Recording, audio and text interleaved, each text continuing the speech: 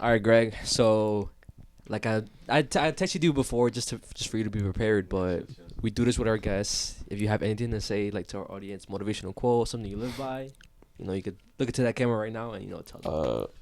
Don't let anyone stop you from doing what you want to do. And I feel like that's like a very like basic quote almost. But I mean it's real though. But I say that mostly to like people have endless potential, and they tend to forget that because I feel like society norms like shuts that down mad quick. For example, my sisters who are women, like my I always just talk about this with my sisters.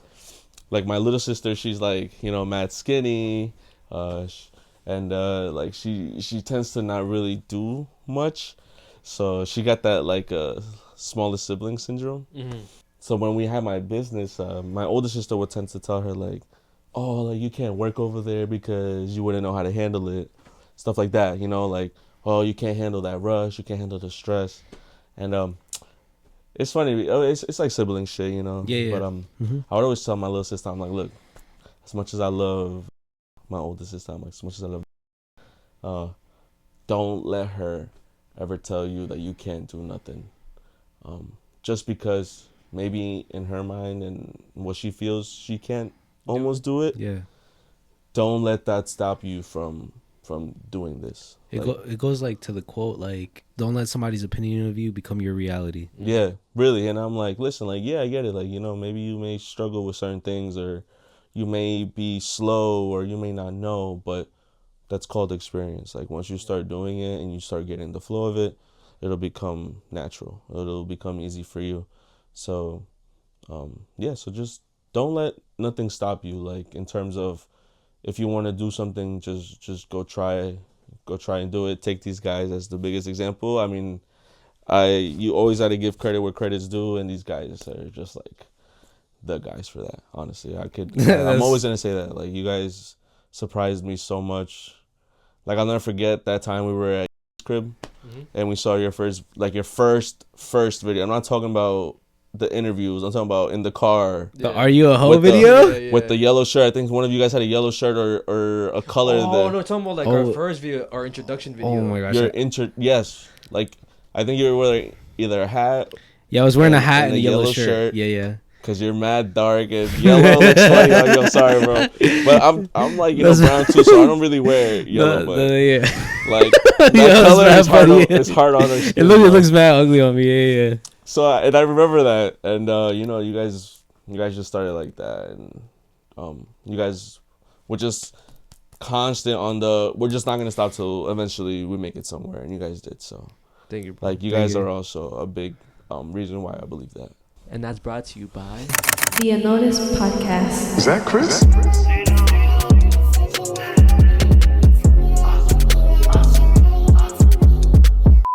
What's up, guys? Welcome back to the podcast that goes unnoticed. Welcome back to the spot. Don't make it hot. We love you, even if you love us or not. And welcome to episode 186. Shout out to all the listeners on Spotify, Apple Podcasts, Instagram, Facebook, YouTube, TikTok, and Patreon. Patreon's your personal shout out in the end. And shout out to all the new listeners as well. Remember to hype up the video, get us into the algorithm of other people's recommendations. It'll help us out a lot. And like you guys saw in the beginning, the intro, we did bring on a special guest, a returning guest that we haven't had in, again, over 2 years. Literally. Shout out our boy Greg, if you want to say what's up to the people. What's going on, guys? It's good to be back. If you guys remember me from a couple years ago. If you want to just tell them like what's your name or like what you do and shit. So my name is Gregorio. I am currently 26 years old. I at the moment am working as support staff at a therapy office for children. And yeah, I mean, some of you guys remember I used to have a business with my family. Unfortunately, it closed. What are you gonna do? Businesses are hurting right now. It's hard to contain a business. Yeah, and also for those of you who don't know, like, he's not just like he's been our friend for a long time now. Yeah. And also, like, I've known him even before we were just friends. We literally grew up together. So, like, our history goes way back. If you want, you could insert the video of us, like, dancing Duranguense.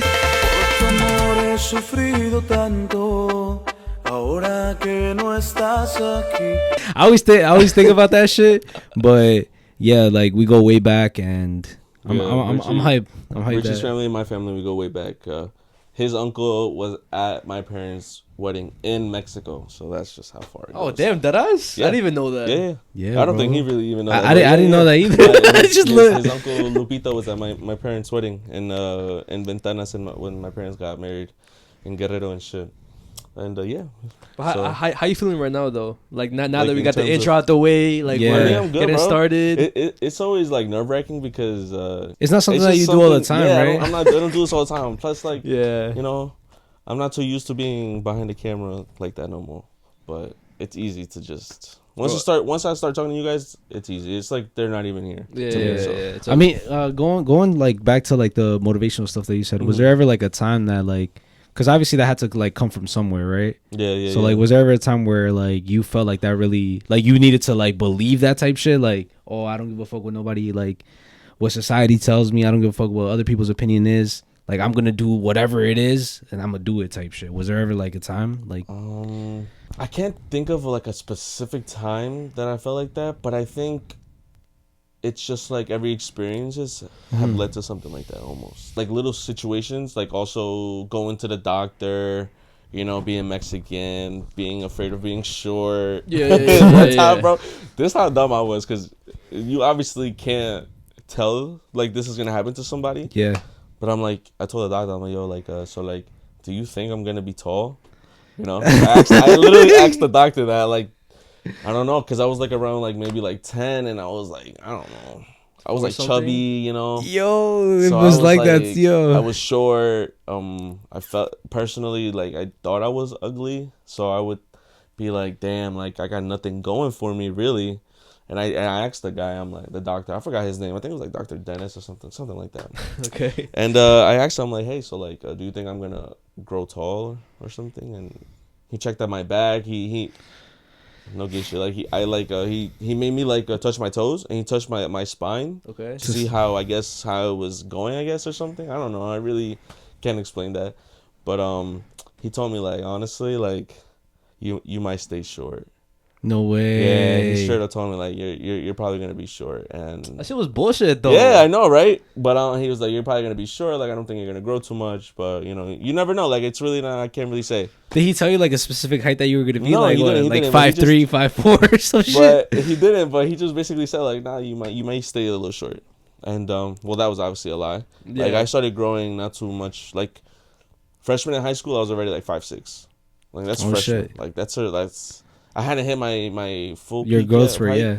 But that's already pretty tall. Like my cousin Armando, he started high school like 4'11", bro. Like Me too, bro. I'm not. yeah, gonna lie. like people tend to start high school sometimes pretty short. No, yeah, Yeah. I think I was like 5'2", 5'3" yeah, when I like first so, started like high you know, school. but he hit his growth spurt really late. I feel almost like he didn't start getting tall till like junior year, senior year. No way. Yeah, bro. I mean, to me, because I know that his freshman year he started short. I think by like by like junior year he was already his height. I think Armando was always like small though, right? Like Yeah, that- he that's was. just- He that- was out of all of us. He was always like the smallest one. I'm not talking about friend wise. I'm talking about like family wise. Like me, his brother, and him. Like yeah, he's the youngest, but me and his brother were like kind of the same, and he was like shorter than us. shorter, yeah. And we're only like 3 years. Like it's Andres, me, Mondo. 98 to 99, 2000, like you know. Mhm. So it's like basically right there.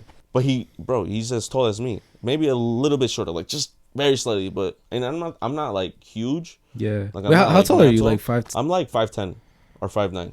I think 5'9" and a half. Really, like 5'9" and a you guys half? think it doesn't exist, but it really does. On a good day, I feel like I'm 5'10". On a bad day, I feel like I'm 5'6". Nah, Like, but yeah, at least you're above average though. You're above average. And I mean, bro, every time I tell somebody that I'm Mexican, they always tend to be like, well, it could either be because of the height or just because in Like- general like of your beard what I too, look though. Like. Yeah. Touching back on what you said, that's also something that like stuck with me. Like after he told me that, you know, you start thinking like, you know, maybe I'm not gonna be tall. Maybe I'm gonna stay short. Maybe Yeah. I'm not gonna change. Maybe I'm gonna stay the same. And it does something to you. Like you start thinking about it, you start believing it. Yeah. But no, I mean, eventually it went away. And school wise too, I guess you can say. Like grades wise? Yeah, grades wise, because I'm not like the smartest kid, but I'm also not the dumbest, and I know that. Like, and it was, for me, it was just very hard to stay focused in school or to really pay attention to what the teachers are saying without like getting distracted. Little stuff like that. I feel like you see what like that's one thing that like I don't understand. Like people automatically classify that as, oh, you have ADHD. Bro, I was literally about to say, like, I'm pretty sure, like, I've never been diagnosed, but I'm pretty sure I have that. But you see, like, what I'm saying is like, oh, because I've seen this video and it was somebody with ADHD, right? Yeah. And they were like, a lesson was being played on the screen and it was like math, like geometry or some shit. Like, who really wants to fucking pay attention to that, right? And they couldn't stay still, not even for like 5 minutes. But then the same person, the same kid, Star Wars was playing, right, on the screen. Motherfucker didn't move an inch for the whole 2.5 hours or something like that. So I feel like there's a deeper meaning behind that. The whole like whole people can't stay still, because even me, my whole life and shit, I wasn't able to like really stay still, and I was always getting distracted by my friends. Yeah. But whenever I would pay attention, like let's say my mom beat my ass, like I would get good ass grades. Yeah. But I needed that like like a little ass spanking a little discipline. Yeah. So like I could focus, but it probably means that like our brains are recognizing that this is kind of bullshit. Like you know what I'm saying? For sure. Yeah. Like what we're getting taught is not really. You know what they say? People with autism tend to be extremely smart. Yeah, like smarter than people who don't have it. I've always heard that everyone has some type of form of ADHD, which would be severe or like small. I see it sometimes with the kids I work with. Some of them can be very hyperactive. Some of them can be non-hyperactive. Some of them can be very quiet. Some of them can be extremely loud. You know what I'm saying? Like, they all tend to have a certain dynamic. I've also seen chamacos who are very desobedientes to their parents. Like up to the point where the mom can literally be talking to them, and they're just like, "We ever like that or never?" Nah, bro, I wasn't allowed to be. What, like to be desobediente or to really like just whatever. Like do whatever the fuck you want and shit. No, like you were like that? No. I'm just saying because like there's always like those kids. Because I remember like those specific kids at any class that I had, they would always be like rude to the teacher. Like they'll just be fucking like being mad. What's that fucking word?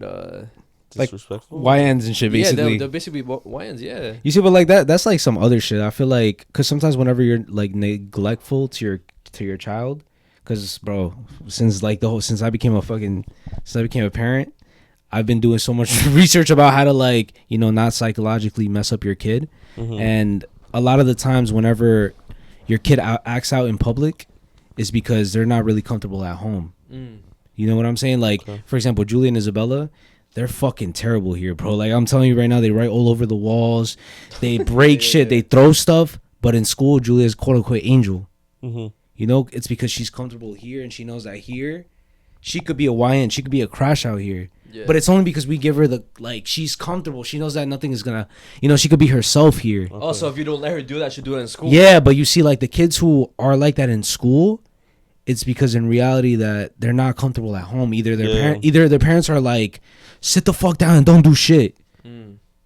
Either they're like that or they're not getting like the correct attention at home. You know what I'm saying? It's either too much discipline, no connection, that they're trying to do some, there's like, it's like so many factors when it comes to like mental health. And then also going back to the whole thing that you were saying, like maybe we all possibly have some sort of like autism or whatever. I have a theory behind that, because I feel like now more than ever, all of a sudden the rates of people getting diagnosed on the spectrum is, I feel like, higher than ever, right? Yeah. But I feel like maybe that's a little bit of bullshit. And then and maybe this is a hot take, but what I'm saying is that what if the system is just not designed for how we are as human beings? And now we're being classified as something is wrong with us, but what if something is wrong with the system? True. You know what I'm saying? Like because I was like, when Abby was telling me about her being at Amazon, right? And all she really has to do is move her hand like this, read a screen. That's it. Yeah. Do you think we were really, as human beings, designed to do that shit? No. So it's like, if somebody can't do that, is it really their fault? But now they're going to be categorized as slow or not really a good worker, something is wrong with them. Mm-hmm. But is something really wrong with them, or something wrong with like what's going on and shit? You know what I'm saying? Like, what do you guys feel about vaccines for like children? Does like Julia have all her vaccines really? Yeah, they all have their vaccines and shit. Yeah. I mean, I've always gotten all my vaccines. The only vaccines I never got was COVID. I never got that shit. I got the COVID vaccine. I got only one COVID vaccine. I got both. I had to get both.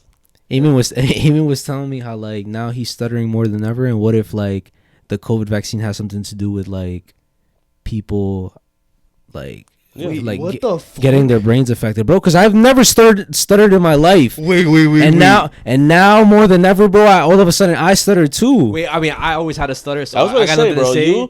I honestly, hold on, non-related to this topic. I was actually gonna say that my son Georgie, I feel like has improved. That's what I'm saying. That ass, really? yes, bro. In terms of speaking, because I don't really remember back in the day you stuttering a lot, but I know that sometimes you would get stuck on certain words. Or not even like that, but you know what I mean. What, you're being that ass? Like, but I definitely feel like you've bro, you haven't stuttered once. I was about to say I haven't heard you or even remotely thought about that in a long time. Till earlier today, we weren't even talking about this. It's so funny how naturally it just comes up. It really, I wasn't even like thinking about bringing it up or anything, but I thought about it. I'm like, yo, actually, my son Georgie, I think he used to have like a stuttering problem, but now it's different. I kind of have it. It sometimes appears whenever I'm tired or whenever I'm just have too much thoughts going on in my head and I can't process the words. Speak it as fast as you think it. But all right, so I've been had that shit, but my mom, my brother, and my sister never had that shit, and now they have that shit. That's what I'm saying, bro. Something is going on, bro. I started too a lot sometimes. But did you do that before? Not really. That's what I'm saying. And you know what I've been doing to combat that, though? I can't lie. When I notice I'm gonna start, I automatically shut the fuck up. You know what I'm saying? Like, once I automatically feel like I can't say what I'm gonna say, I stop speaking. I take a moment to myself. That's why I do that too, bro. I breathe, and then I say what I say. Because, like you say, like, your thoughts are running in your mind. Like, you know, when I'm working and I'm trying to make an appointment for someone, and, like, my mind is already running. What time the appointment is with it?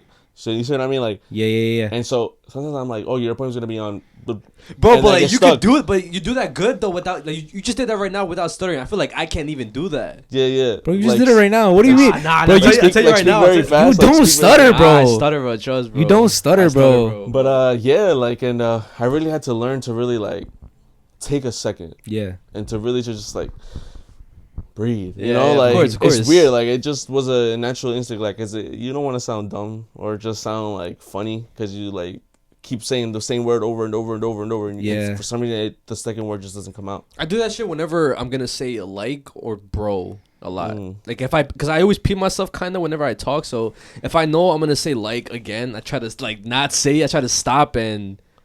Like, say think something of something else, right? Yeah. For sure. Either not say a filler word or just continue the sentence without having a filler word. Bro, even our first episodes, they were so trash. Yeah, bro, I'll tell you right now, if we put our old episodes, even like the ones with you, hard to watch. I can't watch it, bro. I'm sorry, like, bro. So I told you I can't watch myself speak because I feel like I sound like just dumb, bro. No. But like whenever you like used to do YouTube, because for those of you who don't know, he did YouTube at one point. Yeah. This was like way back, like what, 5 years ago, 6 years ago, something like that. Six. 2019. It was like the year that I was. Really no, that's 7. Now 7 years ago. Oh my gosh, bro. Yeah, we're in 2020 7 years ago. That's a long time, bro. We graduated in 2018. All right, but anyways, let's talk about that shit, bro. You like.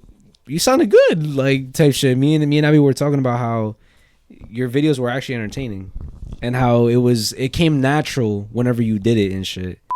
Another thing that like I want to bring up, topic wise, we could probably go into like a whole deep dive or whatever. But recently I've been on a whole maybe you too. Now you too, on the whole nostalgia, being a nostalgia feed. Oh my gosh. Okay. So I know with you is with anime and shit. Like you like old animes. Yeah. Facts. For me, it's been listening to old, I guess, music I used to listen to. For example, like Linkin Park. I don't know why. For some reason, I've been listening to a lot of Linkin Park. That was the stuff back then. And then, you know how Pokemon released Fire Red and Leaf Green again, but on the Switch. On the Switch, yeah. I've been just all over Pokemon recently, bro, and I've just been trying to like decompress from reality because of what the fuck is going on in the world. But yeah. have you caught yourself trying to be a nostalgia fiend? Yo, let me tell you. I feel like bro is the biggest nostalgia. Bro, every single or like reel he sends, you wake up and it's like 2013 or some shit like, and it was all just a dream and shit. It's so crazy because I was thinking about this earlier in terms of like I'm gonna ask the question after. Okay. What you said. When I was in high school, bro, you know, that transition of leaving high school to become an adult was very hard for me. That's what I'm saying. I feel like everybody needs therapy, bro. I feel like at that time, I entered into like this depressive state almost in my mind because I thought like my childhood is over, really. Damn. And it really kind of is. Because once you leave high school, like my dad was already telling me, like, you gotta go to work. Te voy a llevar a trabajar conmigo, you know, vas a estar ahí conmigo todos los días. And you start really thinking like, damn, I don't want to wash dishes. Because that's what I was doing at the time. I was just washing dishes at this deli my dad used to work at. But when I say deli, it's an understatement because that deli would run through crazy amounts of food in a day. Damn. Like I'm talking about pounds of food, pounds of chicken. My dad would have to cook a whole pot of chicken like this every time that I was there. Like, you know, like they would make money, you know what I'm saying? Like, and I didn't want that for myself. But touching on nostalgia, bro, like that was perhaps the hardest nostalgia I faced almost. Really? Like, I started even at that time, even just being 17, about to turn 18, like I started reminiscing about playing Pokemon, like you say, like on the DS. The first game that I first like bought was the Platinum, Pokemon Platinum on the DS. And if you guys know Pokemon Platinum, like at the time when it first came out, was arguably the best game. I think it is still the best game. Right? Like, it's still considered even the best game. To this day, Platinum is still regarded as one of the best games in the series. So imagine that being your first real game that you played. I mean, obviously I played other games. Like I had a Pokemon Crystal. I had a Pokemon Diamond that I got from a friend that I didn't start. I didn't play through it. So it was a different kind of almost. I didn't have any Game Boy games, unfortunately. But I played some of them. You know, I had family members who had cousins. But the first real game I played was Platinum. And well, the music is amazing in the Sinnoh region. Yo, it's so nostalgic, bro. The Sinnoh region is the era of that. So the music is amazing, bro. Like honestly, like I keep fucking touching my phone, bro. Like, let me play one song specifically. I don't know if you can, but I'm gonna play one song that I always listen to whenever it snows or I want some type of like comfort. Like, yeah, and it's like a drag of nostalgia, right? Damn, what's that called? It's like what the fuck? It's like hold on. It's not liminal spaces. There's like a word. Could be that. There's like a word to that, like that type of like music, you know? Because for example, like and now you won't let go. Like that's like Dreamcore. Kind of like it gives you like I think it's Dreamcore. Like it gives you that like nostalgic feeling and shit. So this is the song, like. Yo. Damn. I don't think he would know this because he never played Pokemon before, bro. Yeah. Just listen to it for a little bit, like just. I mean, I played, but not the games that you guys said. Oh, like Game Boy. Yeah, I played the Game Boy games. Yeah, I remember you had a Game Boy game. Yeah. But this is like the one song that like. Yo, bro. It just gets better. It's better. The orchestra in that game is so good. Like, damn, somebody should make like you see those YouTube channels that have like a screensaver type shit with that music. The same shit that's playing for over an hour. Yeah, they should do it with that song. Yo, I'm about to tell Saul to do that because he's doing that recently. Which town is that? Or which city is that? So this is actually the Pokemon League at night. Oh, really? Yeah, Pokemon League. And I used to spend a lot of time there because after you finish the game, like there's really not much to do in Pokemon Planet. I'm like, yeah, there's a little bit of an after game, but really there's not that much. Yeah, I mean, it's level up Pokemon, right? Yeah, basically. And for me, my biggest thing was, I mean, I'm a shiny hunter. Even to this day, shinies are like the number one thing for me. So like, back then there was a thing called the GTS in the game itself. That you were able to connect your DS to the internet and. Somehow, some way you could trade with people all over the world. Like a person could put a Pokemon to trade, and they want a specific thing. Like they would put, let's just say I'm just giving an example. They put a Charizard. right? Shiny to or trade, something. right? To a shiny charger to trade. Yeah. And in return, they want they don't have the option to put shiny or not. They just put a Dialga level 100 or something along those lines. And now, if you had a Dialga over 100, now you Dialga over 100, you could just just trade it really, and then you'd get that shiny charger. So I used to spend a lot of time just on the game leveling up in the Elite Four, because that's technically the best place to Level up. level up, and just the GTS and like the Pokemon League, or even just something as simple as this. Hold on. That's so funny that I'm really putting this on right now. Nah, bro, Charles is good. Yo, if you play Pokemon Platinum, like, you'll know, like, it's fucking awesome. What's crazy is that there's things that everybody like attaches to their childhood. You know what I mean? Yeah. Like, Sure, bro. like this is what like he has attached to like your childhood and shit. Let me put this one on real quick. Oh, I gotta add. Let me put this on. I don't got YouTube. What's that shit YouTube called? Red. YouTube Red. I don't have that shit. I don't have it either, bro. Yeah, fuck that shit. Oh, when they were doing the bicycle. Yeah, this is like a basic theme, but this is just a bicycle theme. Like, when you get a bicycle in the game, you get on it. It plays that. It just automatically plays the song when you get on the bicycle. So, like, this, Yo. like, it gives you, like, just nostalgia just listening to it, bro. Yo, like, it's so crazy right now, right? So you mentioned this shit, right? I never shiny hunted before. And crazy thing is, I never knew about that whole thing, trading thing, until I got older. Until like I was like, you know what? Let me connect my Wi-Fi to my DS and let me see what happens. And then I discovered that you could trade with people all over the world. And I think that's when I got my first shiny. I think it was like a Reggie Ice, I believe. I forgot what it was. Reggie Ice shiny. But I never shiny hunted before. And as of recently, I have Pokemon Diamond on the hacked DSi. Okay. And right now, I started shiny hunting yesterday, Dialga. Okay. And I haven't got it yet. But the fact that you mentioned that shit is crazy, bro. Yo, it's funny that you said that too. Sorry, Ricardo. No, I'm just enjoying the I'm enjoying the conversation. It's alright. So let me give you a quick explanation on shiny hunting in the game.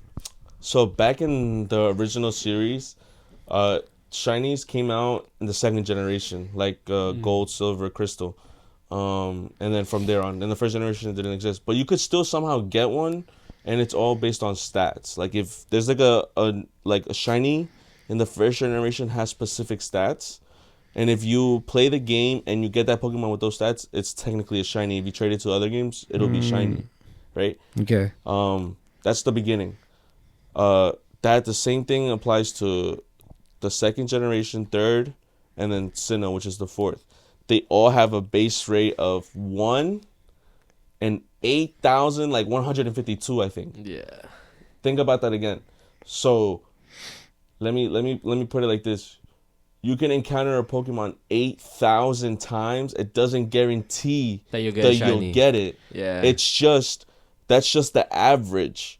People can go up to 30,000 encounters, 11,000, 20,000. Shit, people can go to 30 encounters. So that's basically kind of like pack opening in a way. Like, yeah. I mean, basically, like you could open like so many packs, and but and you're constantly chasing the chase. That one chase. The one, right? So that's how you legitimately get a shiny in the original base games. Yeah. Right? So funny enough, just like George said, even though I was a fiend for the shinies, I wasn't necessarily a shiny hunter because that takes too long. Too long. Yeah, of course. Like, literally, I saw you like this video. This guy posted a video, day 1 of shiny hunting a Pokemon. And he only does one soft reset per day. People were commenting, bro, you're going to take like 30 years doing this. Of course. Right? Because again, it could take you up to 30,000. Wait, what the hell is a soft reset? So, whenever, I guess to basically explain it, you basically reset your console into like restarting the game. It basically resets your game, not resets it, but like shuts it off, turns it back on for you. But not all the way, not like where you're pressing the power button to do it. There's the game has like a specific, you could press like the back 2 buttons, the top 3 of the the Wait, what? So the you D-pad basically and the- like encounter the same Pokemon again? Yeah, so Yeah. you save the game before you encounter the Pokemon, and then you encounter the Pokemon, and if it's not shiny, you reset it. And Oh, you so keep doing it's that. like a little hack and shit type. Yeah, so like Yeah. that's for legendaries. Like legendaries have like they stay in a specific spot so you encounter them. Yeah. So you can save right in front of them, 2 steps behind, and then do the shiny hunt. So actually, funny enough, I finally decided that I was gonna shiny hunt myself. Also, like you said, Really? like on my DSs, because I have 2 DSs, and just a couple months ago I was like fiending to play. I don't know why. That's so I was crazy. really starting to play a lot, and so I thought like, yo, you know what? I'm gonna shiny hunt right now, right? I went to Florida for my girl's birthday and stuff. So I was like, when we would be in a hotel and there was nothing to do, Yeah. I would just open my DS and I would just be running around, just encountering Pokemon. There's really no other way to do it. You just keep encountering. You could either kill it. There's like a lot of little in the base main game. There's only like one little thing. It's called Poke Radar that you can use to kind of help you, but it's way too complicated to even start talking about. I'm not gonna get on that. Yeah. So your best bet is That's crazy. really just encountering them and kind of expecting Getting honestly. getting lucky. type shit. Yeah, really. It's like gambling, yo. That's basically gambling, What? yo. Yeah. It's crazy. But imagine gambling. Most of the times you're gonna lose because that's a 1 in 8,000 chance. It's crazy, bro. Wait, but that's fucking. so I was playing it, whatever, and I was playing on my Heart Gold because that's my second game that I ended up buying for myself on the DS. I was playing my Nice. Heart Gold. I was playing it, and I was like, "Yo, I have my Platinum. I'm a shiny hunt on Oh, you still Platinum have too." it? You still have it? I don't have my original copy is actually lost on my Nintendo DSi that my mom took away like 13 years ago. She has not found it, bro. Oh, She GG. took it away from me.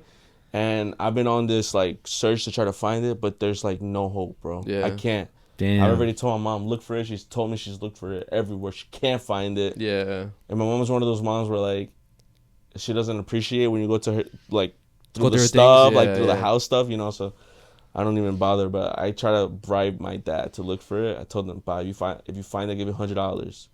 Okay. have not found it, bro. Damn, that shit's I told my gone. mom, I'm like, "Mom, you don't want to make money? Like, I'll pay you $100 if you find this shit. Like, come on, you hit it for me." Yeah.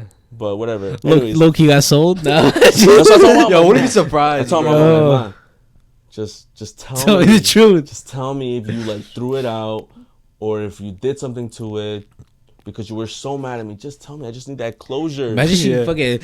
My mom was like, "Greg, are you serious?" Like, Broke that she's too, shit. like she takes care of the stuff that we have. So like, she's like, "Bro, you really think I would do that?"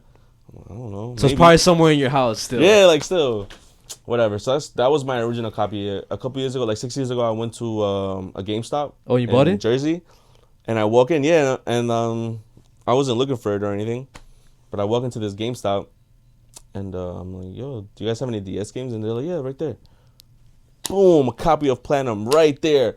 I go, "Oh." I was getting unemployment at the time, so I straight up was like, "Yo, I'm buying it, bro." I mean, that was during COVID time, so COVID times, like Yo, the mall everybody was somehow still eating open. during that time. So like, I ended up buying that copy of Platinum, and it didn't have nothing crazy in it, no shinies. It was just like a regular copy. It looked Yeah, like it yeah. was just like a default, yeah. like someone was playing with it, didn't even finish the story, and just left it there. So when I took it, I just restarted it. I did my own thing to it. So let me touch back on the shiny hunting shit. So I'm in my room. I'm shiny hunting on my Heart Gold. Again, I decide, let me pull out the Platinum. I shit you guys Shut not, the fuck bro. up, bro. Shut the fuck up. 20 minutes into fucking playing, bro. I got the video. You got a shiny? Yes, bro. I got one in the fucking wild. And honestly, it was a crazy one. Let me show you what I got. Yo, he's this Yo, I was- motherfucker, That bro. luck is crazy. So, don't hate me. I'm gonna get hate on this. I still play Pokemon Go. In between me and my friends who play Pokemon Go, they say that I have immense shiny luck, and I agree. Honestly. So when I sent them this, Let me see. You hear the reaction. I just started shiny hunting. What? Full odd shiny rods, bro. It evolves to who? again? Gardevoir or Gallade. Oh my gosh, bro. So I pulled this little hoe. Wait. Is it a boy or a girl? It was a boy, Oh, so that's so it could be a Gallade. It yeah, could be a that's Gallade. Gallade. It could be both. It has 2 evolutions. It could full odd shiny Ralts. That's a 8,000 chance. That's of happening. crazy. What the fuck? Let me hit you guys with this. So Ralts is a psychic type. There's a move called teleport that it could know. Teleport is a move that if you use it in a battle, it automatically like ends the battle right then and there. So it could have used that. Yeah. And here my goofy ass, looking at this, I was like, yo, funny enough, I only had 2 Master Balls in that account from my diamond, who has like a bunch of stuff that I just, you could just trade it into each other almost. So this Platinum, although it's never been like messed with, I gave it 2 Master Balls from my diamond. And I looked at the Master Balls. Excuse me. I looked at the Master Balls and I'm like, should I use like a regular ball? Because the Master Ball is 100% catch rate. Like no matter what, it's gonna catch it 100%. And I looked at the other balls and I was like, should I throw like a regular ball? I was like, no, let me stop playing. This is the first legitimate shiny that I've ever received in my... Yeah, you were not about to risk that shit. Yeah, like maybe I started playing Pokemon like around 2008, 2007, like fully, like religiously. So since then, I've never almost 20 years now that I'm thinking about it, playing these games, and I've never even encountered one. So I'm like, yo, let me stop playing, and let me just throw the ball at it. I threw the Master Ball, saved the game like 3 times after. Good, bro. Good. And bro, it was like I felt this like euphoria almost, kind of like I couldn't believe it, bro. Like I never really tried to do it. And the fact that it only took me like maybe like 2 weeks, because I started it when I was in Florida on one game, and then I was still doing it in my house like 2 weeks later. Yeah. And then I ended up getting it like that. It was kind of like, nah, bro. I finally felt like I did you, something. Bro. That's good. Like That's I fucking finally felt crazy. like you accomplished something? Yeah, like I accomplished my Pokemon career with that, honestly. Yeah. And even to this day, people are still shiny hunting in games, and yeah, like it's cool, but like, bro, it's just really time consuming. You know what's crazy? Because like you mentioned how you lost your DSI, or your mom mentioned lost your DSI. So still to this day, right? I have Pokemon Black. That's 5th gen. Yeah. In that game, I traded basically, but before like whenever like I was on heavy on like Pokemon Black, I traded all my Pokemons from Pearl, Soul Silver onto that game, cause like and then from then on I can't trade them back. Yeah, that's after the 4th generation, the Sinnoh generation. It kind of did like a hard cutoff. Yeah. And then the 5th generation started, and it didn't really like include the last 4 generations. Like Generation 5 really It was like a brand started new. like if it was brand new, almost. Like a reset type so shit. So you weren't able to trade from the 4th to the 5th generation games. Like once you got to the 5th, it stays there. That's it. So I did that, right? And because I wanted to reset, like start a new game for both Pearl and Soul Silver. Right. And in that game in Black, I also had cheats in it too. Yeah. I had gotten like a bunch of legendary shinies hacked, obviously, like level 1 Rayquaza shiny, all that shit, right? Okay. So I had a bunch of nice, cool ass Pokemon, even if they're fucking hacked, whatever. But they were on that game. I gave it to my sister one day. She lost it somewhere in the house. I can't find it no more.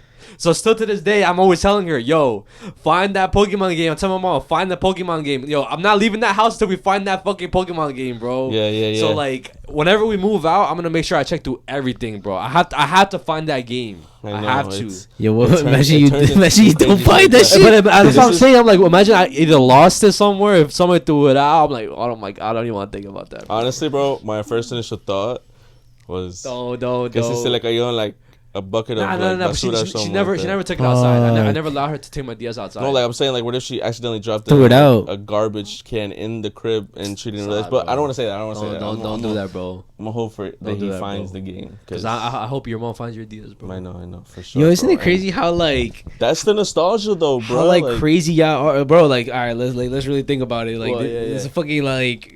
Some fake shit, but like it's crazy how like y'all like love this shit so much. You know what I'm saying? Of course. Like, I mean, I don't know why. I think the only reason why I love it so much was because my cousins got me into it. Like shout out to Eric, shout out to Sylvester. They got me into that shit, and they were the only people that I could actually fight and battle with. Because whenever I would bring it to school, like on the days you could bring your DSs. I don't know if you guys remember those days. I don't think that really was a thing for us. It kind of was just like towards the ending of the school year. Well, yeah, that. Wait, I was never allowed to bring my. No fucking way, bro. Me neither. That's what I'm saying. I don't think that really happened. But if you would bring it, you would like kind of like sneak it or type like. shit. So yeah. what I meant was the like whenever like it was close to summer. Mm-hmm. Yeah, Okay, towards the okay. end of the school year, it used to yes, be cool like that. yeah. I'm like brain fog with that, but whenever I would bring it, my cousin would be the only person I'd be able to like battle with because nobody else was like into Pokemon and shit. So and after that, I just like playing it by myself. I don't know why. Just something nostalgia about it. I don't know why. That's crazy, yo. Yeah. I wish I got into like shit like that. Like I wasn't really like heavy into Pokemon. But you say that your nostalgia was mostly like animes. You said, right? Like nah. That's a like recent. That's recent shit, you know? Because like growing up, I always knew about like, bro, movies, anime, music, anything you could think of that's like vintage and shit. Like I knew somewhat about it, but as of recent, it's been anime. But like the main nostalgia that I get would be like old cartoons, like you know what I mean, like okay, yeah, like classic SpongeBob episodes, like all the Cartoon Network old shows, like that's like something that like if I watch it, or even movies, right? Recently, I was watching this movie called The Dark Crystal. I don't know if y'all know. Dark Crystal. It sounds familiar. Is it like a dark fantasy movie? Yeah, it's a dark fantasy movie, and it's entirely made of puppets. Oh, okay. Yes, I've heard of it. And that movie came out like, I'm talking about like 70s and shit, right? And I was telling Abby, yo, imagine watching this movie on an old box TV and like how crazy that would feel and shit. And like I don't have enough space in my house, but what I would really want to do is get like a little like room? Like a little room where I could put like an old box TV. You should get like the big box TVs, the big body ones. That's what I'm saying. That with like the classic like PlayStation 2, PlayStation 1, all those old games and shit. Cause bro, me and my brother had so many fucking consoles. I'm talking about every single console that came out. Me and my brother had, even though my brother would never let me touch it, only sometimes. But like, sometimes, yeah, only sometimes he would let me fucking play that shit. But it like. All of those things got sent to Mexico and shit. Like everything. Like I wish the classic everything sent to Mexico tale, bro. I wish we still had all like literally PlayStation 1, 2, 3, 4, like all of them with all games. I'm talking about like over 100 games and all of them combined. Damn, and then I had the Game Boy Advanced, and we had Pokemon games. We had a bunch of other Mario games. Damn, all that shit went to Mexico. All that shit went to Mexico. We had PSP. We had a bunch of PSP games. We had DS, a bunch of DS games, and everything basically went to shit. Now I have nothing, bro. I have nothing, bro. The last thing that I had was the PSP that I ended up like selling to you, but I have nothing, bro. Nothing but from my childhood. The only thing that I could like, I guess that I vividly remember is like old toys. That's something that that toys like too. Like that's what I love. Like I'd be telling my brother, yo, remember when we had this Lego set, like Bionicles. I don't know if y'all know what Bionicles. It sounds familiar. You know, my first Lego set was a Bionicle set. That's like a very very like old like vintage Lego set. It's like kind of like robots type shit in a way. It's like Lego but not Lego because the pieces were like when you think of it was Lego, completely you think about, like, different bricks. But those had like a different type of building mechanic. Almost. Yeah, like they used to have like ball joints where you were able to move it, or they just look like monsters really. Oh, these shits? Yeah. That was my first bro, set. And that was Lego. That's Lego. I remember seeing these actually. That's what I'm. Would you guys mind if I let one rip? What? You got a fart? Yeah, bro. Go ahead. Fart, bro. Really? Because my stomach was hurting. Because if I'm yo. Wait, because if I'm gonna be honest, guys, I was never like growing up. I was never like a technology fiend. Okay. You know, like I never really like cared about systems. Like I did only when my brother was on them. But it wasn't like a recurring thing you were like looking forward to. Yeah. What I really like loved doing as a kid, I swear I loved doing this shit, was being by myself and playing with my toys. I swear that's literally like if I was to have like one trip to back when you were like 5, 6, 7, like I would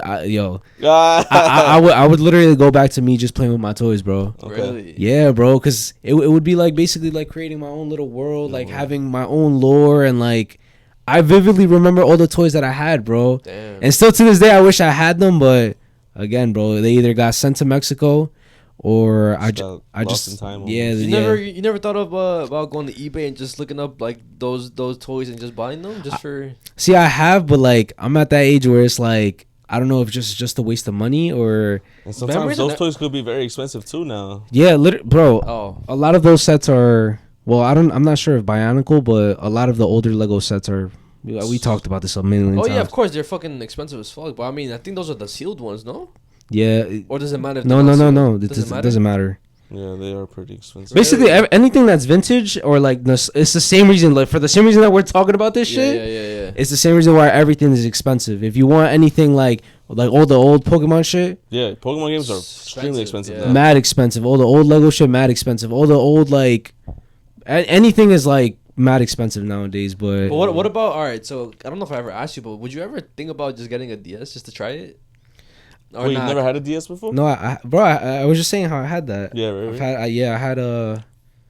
Yeah, I think it's DS Lite, the one with that you could play the Game Boy games and the DS games. Mm-hmm. I had that DS and I remember that because like you could connect with. Was it like on Wi-Fi or some shit or like? No, you didn't even need Wi-Fi. You just had to be next to the person, right? With the notes shits, or what are you talking about? Nah, you in could the play games too. You could play with somebody. Oh yeah, you gotta be next to people. Yeah, and I remember this one time. It was I think 5th grade or some shit was the time when it came out, right? And we went on our trip or whatever, like it was senior trip for 5th graders or whatever. Mm-hmm. And I remember being on the bus and I told all my friends, it was like a good like 5 of us or some shit, and like we all just got. I found it so crazy the fact that you could just be next to them, and like we were all playing Mario Kart. Yes, it was a DS Mario Kart, right? Yeah. And like we were all playing that shit, being next to each other, and we were on the notes like fucking around and shit. Yo, the DS was fake ahead of its time. It was, and it was touchscreen, right? Yeah, it was touchscreen, and because at the time technology still wasn't too advanced in terms of we didn't have an iPod or anything that had any touchscreen. That was really the first touchscreen that we played on or really did stuff like that. And yeah, bro, you could download the game and multiple people could be playing with one game. You could, like you said, Mario Kart, bro. Even new Super Mario Bros. I don't know if you guys ever played that game. Nah. It's like basically on DS. Yeah. Yeah. It's like basically not like a Mario 64 version. Wait, is that the one where you could like play mini games? You could play mini games in it too. Somebody could be Mario, somebody could be Luigi, right? Yeah. Yo, that was a fire ass game. So like that also was like a little bit ahead of its time. Like I didn't really use it that much but a lot of people, like you say, like you go around and you were able to do like play Mario Kart like that and shit. I remember that shit, bro. It's crazy, like, and this is all nostalgia, really. Like, I want to ask you guys this question because it came up. It's so weird how shit works, bro. Like earlier today, I was thinking in my mind like about nostalgia and thinking like this question came up to me and I'm like, like I wonder if I'm gonna bring this up tonight with the guys, and then it just comes up like naturally, randomly, really. So right now that we're in 2026, right? Yeah. So that's crazy. Let me ask you guys this. So 2020 to 2026 is technically the same as 2010 to 2016. Yeah. Yeah. Like I know we're not even done with 2026 yet, but like, can we compare those two eras about how different they really are? Like, think about 2010. Right? In 2010. 2011, 2012, 2013, 14, 15, and 16. Those years, like, we had great music. Great movies. We were still great movies. We were still getting older. It just, like, was sneakers. Like, sneakers was on the rise. And then you think about 2020, 2021, 2022, 2023, 2024, 2025, 2026. And, like, how different, right? That those two eras could be. I mean, everything has changed, yo, from the way people dress. I think we've talked about this before, how drastically everything has changed. And like I feel like the thing that I realized the most is like how kids are. Okay. Cuz before it wasn't really that common for people to be on some iPad kid shit. Before it was more like you want to go outside and play. You want to play sports, this and that, and you're more in tune with like actual like social. Yeah. You're more fucking social. Yeah. You know what I mean? People were I'm gonna go over this person's house or I'm gonna hang out. Birthday party at this house. Now it's more like, I'm gonna text you, yo, we're gonna game tonight. We're gonna hop on the game tonight. or like, or has that always been a thing? No, I mean, I was gonna say, right. So, cause that is a good question, but do you think that's just how it is for us, or do you think that's how it is for everybody else? Because you can say the same thing for adults that were young in 2000, that were like 2000 to 2006, right? And now they probably feel the same way 26. What? Nah, but like I feel like the thing is though is like if you're saying it like that, I feel like we're like in the middle though, because right now they're getting the remaining of our stuff. Mm-hmm. You know what I'm saying? I think our stuff is dead though already. Nah, but it's not though. You don't think so? Because for what I'm saying is like there's still artists that was coming up and like lit during our generation. Like for example, Drake, Travis Scott. No, Travis Scott is like I feel like a little bit newer. No, compared to Drake, maybe yeah. Oh, okay. Yeah. I'm talking Drake, Kanye. Yeah, exactly.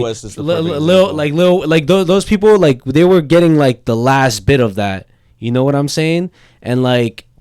I feel like if you're comparing the new gen, what's considered lit to them, I feel like you can't really compare to what was lit for us. Yeah. And I feel like it's not even on some nostalgia fiend, because even if you put on like all the stuff that was lit to us to the newer gen, they're gonna fuck with it more than what's going on now. That's exactly why the reason that everything is aesthetic before. That's why people thrift. That's why people are on some like, oh, I want to look vintage. Bro, because the soul is gone to everything, bro. Everything is losing its soul. AI killed everything, bro. Bro, even from the way movies are made. I was literally talking, bro, I'm hella passionate about this shit. Everything is more like, just like fast produced. Like, there's fake shit. Like, they don't try as hard no more. Yeah, they don't want to put like intention behind it. You know what I mean? They just want to, it's like a product to them. Yeah. Either it makes money, yeah. Either it makes money or it doesn't make no money, and everything that they're putting out is purposely so it can make the most money. You know what I'm saying? Sure. Before, everybody was just taking a shot in the dark. They were hoping that this idea, and it was unique ideas, that whatever idea it was gonna work out. For a biggest example, Lord of the Rings. That shit was a novel way before it became a movie, and it became a movie in 2000. And it's still loved to this day, right? Same thing with Spider-Man. They took a shot at it because it was like the first ever kind of like superhero movie, and it worked out. You see, and that's the reason. That's why I don't want to say our generation, why even before us, we'll never beat that anymore. Now, the newer generation will never beat that, only because now everything is so corporate, bro. Yeah. Everything is corporate, from the music to the movies to the clothes. Everything is basically just like following trends. Before, they were making their own fucking trends, bro. Fantasy. They made that shit. Like they literally set the pillars for people who like fantasy. If you like sci-fi or if you like horror, those motherfuckers made the pillars for like the rest of the people. Yeah. Because they made unique ideas and they were like throwing shots in the dark. Now it's more like they're just they have no unique shit. I feel like. Yeah, I feel you. Or am I a nostalgia fiend? Be honest. No. You make a good point. You have some truth to that for sure. You know what I'm saying? I don't think that's nostalgia fiend at all. Because I mean, I think people can agree that the movie theaters are dying. Yeah. Because like I was also just gonna bring up like, so Markiplier, he made a movie recently, right? I forgot. You remember what's it called? Oh yeah. It's called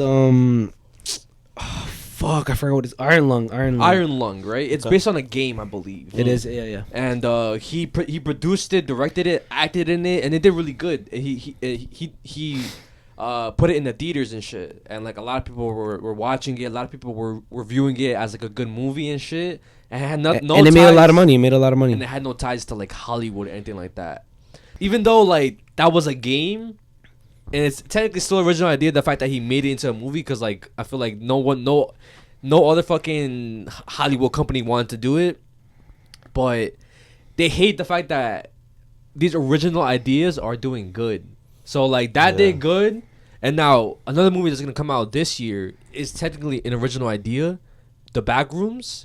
Is that the one with the podcast? No, The Backrooms. It's like I don't know if you ever watched it before. It's like analog horror. So You know what the back rooms are, no? Hell yeah, bro. I love the whole. I remember when it first came out. It was pretty cool. Okay, so they're making that into a movie, like A24. The people that made company, Hereditary, yeah. they're gonna make that movie. But the person that's directing that movie is the person who made that series on YouTube.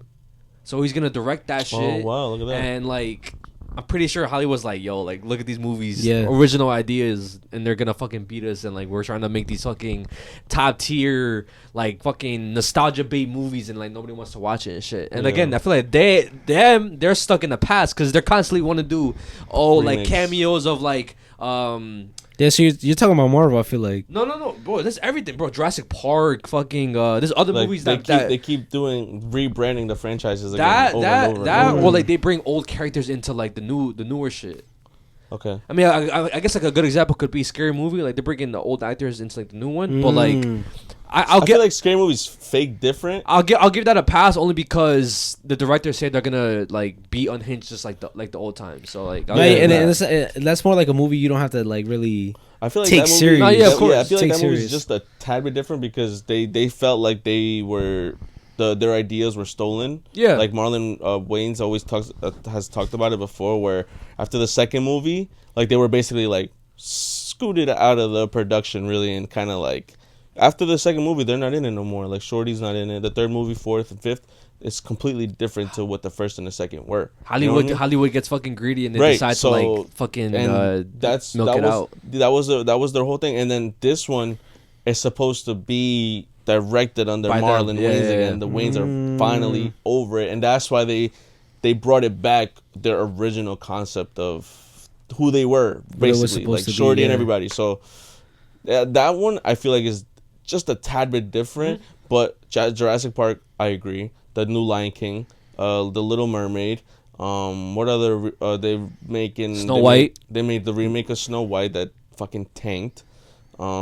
Just a bunch of remakes that there's another one that I Know What You Did Last Summer. I don't know. That's like a horror movie, right? Yeah, they just redid it again. Like you, literally what you just said. They brought the old cast back into this one and kind of connected the two.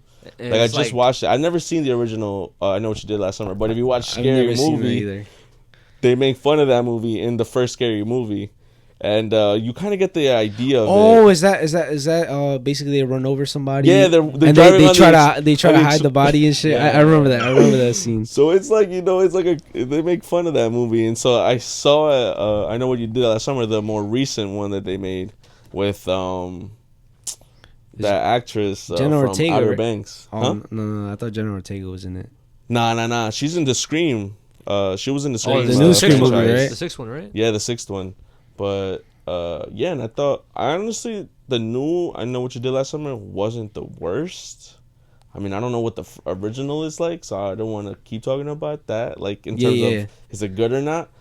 But yeah, bro, they keep rebranding old shit. And you know what? I was gonna say I think it's called independent studios that don't have like ties to like stuff like that. Yeah. Or like if it was be like an independent artist who doesn't have like a label who they're working for. You know what I'm saying? Like they tend to be the ones that just come up out of nowhere, do something crazy, and then just like eventually get bought into the I feel like independent anything like studios, artists, and all that shit, it's slowly coming to rise again, because it was popular back in the day, like when it comes to like people blowing up on SoundCloud by themselves and shit, or like music and stuff. Yeah, but I feel like now people are just getting tired of Hollywood's bullshit when it comes to movies, and they're gonna fuck with like independent shit more. And not even just that. I feel like they just I feel like the kind of cult mentality of how people could, or like only certain people could be famous. Yeah, it's kind of like gone, and I guess in a way that's because of like the way social media is now. Because now technically anybody could be famous,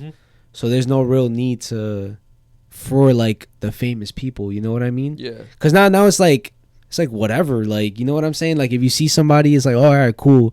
Like, oh, you're not gonna be like fiending for them. Oh, like celebrity. Oh my gosh. Like it's like whatever now. You know, like that whole like culture of like Hollywood and shit, I feel like is gone. And then the weird shit that goes on too. Oh yeah, of course. People are not really taking them serious no more. They're realizing how like weird they are.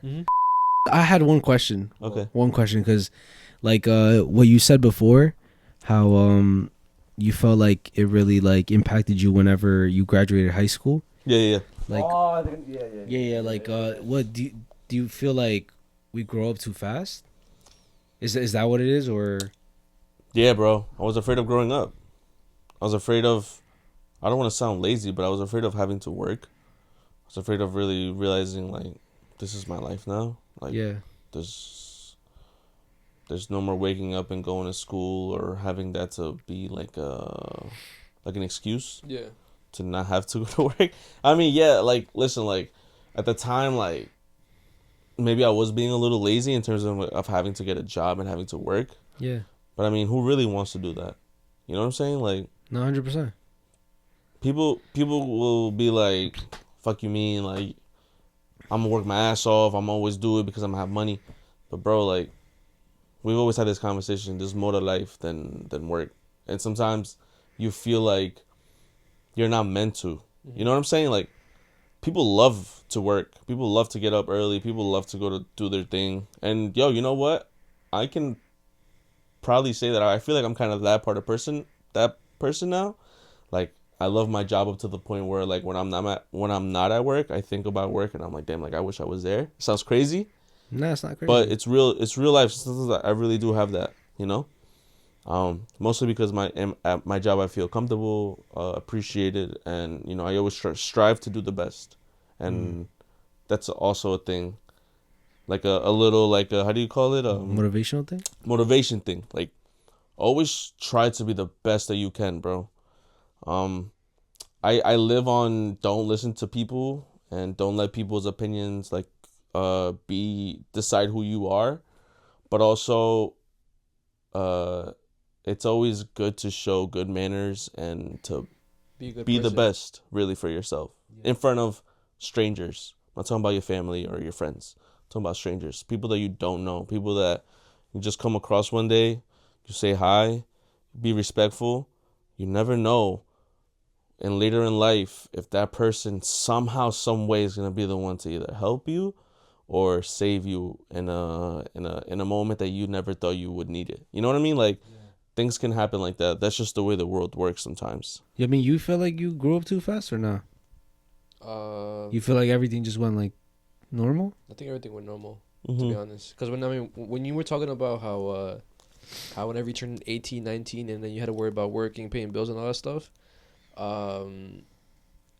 what I thought about it was, low key, that's probably why a lot of people now are nostalgia fiends when it comes to like games or like like Pokemon bro, I never hobbies and shit. I never really knew what nostalgia was, but I would have this like pain, almost like damn dead ass, like this pain of like I'll never experience that again. I'll never experience waking up on the last day of school or on a summer day, like oh it's summer. No school, we're off. You know what I'm saying? Like, that feeling is gone forever, bro. Like, that's never going to return. Yeah. And I think, like, I wanted that feeling again. Like, I was, like... Craving that high almost, like, of just being free, being a kid, being just yeah, normal. I mean, being, like, in a way, stress-free. Yeah, for sure. But, and, yeah, go. And, yeah, like going back on what you said, you asked me if I felt like I grew up too fast. I mean, like, I feel like that was like the immediate response after graduating, but then kind of taking a step back and realizing like, okay, but now I have college to attend to, but I also have to work, you know, and stuff like that. Like I feel like college kind of like softened the impact a little bit almost. Like I didn't think college would. But I still went to college for 2 years after graduating high school. Like, I didn't finish till, like, 2019, almost 2020, college. But I still had that little era of still going to school almost. But school was completely different now. Like, yeah. It's like, really different. Like, it's not the same at all. High school and college, two different things. So you got to be, like, you really have to really want to do it. Like, if you're going to go to college, like, you really have to want to learn and really pay attention, you know? Yeah. But the freedom is fucking crazy. Like, you could just get up and just leave if you really wanted to, you know? No one's gonna question you. No one's gonna call your parents to be like, hey, your child was in school today but left early, you know what I'm saying? Like, no one's gonna do that for you. And then, you know, and if you mess yourself up, you're going to have to pay for it. So it's really like either you want to try and get it done right, or you're going to mess yourself up and just throw yourself in debt almost. Like, but I don't think I grew up too fast. I think it was just the immediate shock of leaving high school was what was tough. I think when it comes to like turning that age, like I was saying, I think people would just automatically go to like adult mode, work mode, which obviously you have to, because like you're kind of forced to. If not, like nobody else is gonna provide it for you no more type shit. Mm-hmm. But like I said, I think that's why people fuck with shit now more, because like they realize maybe I didn't have to grow up. Maybe I could have been doing what I've done. Maybe I obviously like dim it down a little bit, but like I feel like people should have never left that feeling ever. I think even after high school, like I look at regret like not doing shit that, for example, like collect the Pokemon cards, all that shit. And I kind of regret like not keeping that nerdy side in me until like now or whatever. Yeah. And I feel like if somebody's like listening to this right now and they're like 18, 19, 20, whatever, I don't think your childhood is over. I think it's just like you kind of just brush it to the side because you get in like all the other stuff gets in the way. But maybe whenever like you want to just decompress, or you just like instead of doing drugs or something, why not just play like a fucking video game or something that you used to do back in the day or something? That's the way I see it. Like that's why I take it. You know what it is? It's just that I feel like the way I guess our parents made it out to seem is that we should always be in like chronic stress mode. Oh hell yeah, of course. You know, because I forgot about that. Because I feel like what it is and like what. Because I'm starting to realize it now, right? I'm starting to realize it now because for a minute, bro, I was on some like locked in, work. That's what my life was now. That I mean, and that's what my mom told me, right? Like, and I believed her for a minute. I believed her because she would tell me, you know, like, oh, now it's and it was obviously different for me because like since I had a kid at 19, it was very, very different, right? Yeah, for sure. But I think it would have been the same regardless if I had a kid or not. My mom was still on some shit like that, like. You know, you can't be just on your ass all day not doing anything, right? Yeah. You have to fucking work. And the way my mom is either like you work or you die, right? So even if you work and you still did other shit, you will still get yelled at? In a way, yeah, because it was never enough. But that's not really what I'm going to. What I wanted to talk about is like how it's like my mom, and I feel like parents have like this idea that they try to put it in you that you're always gonna have to worry about something. But when the truth is that you don't always have to worry.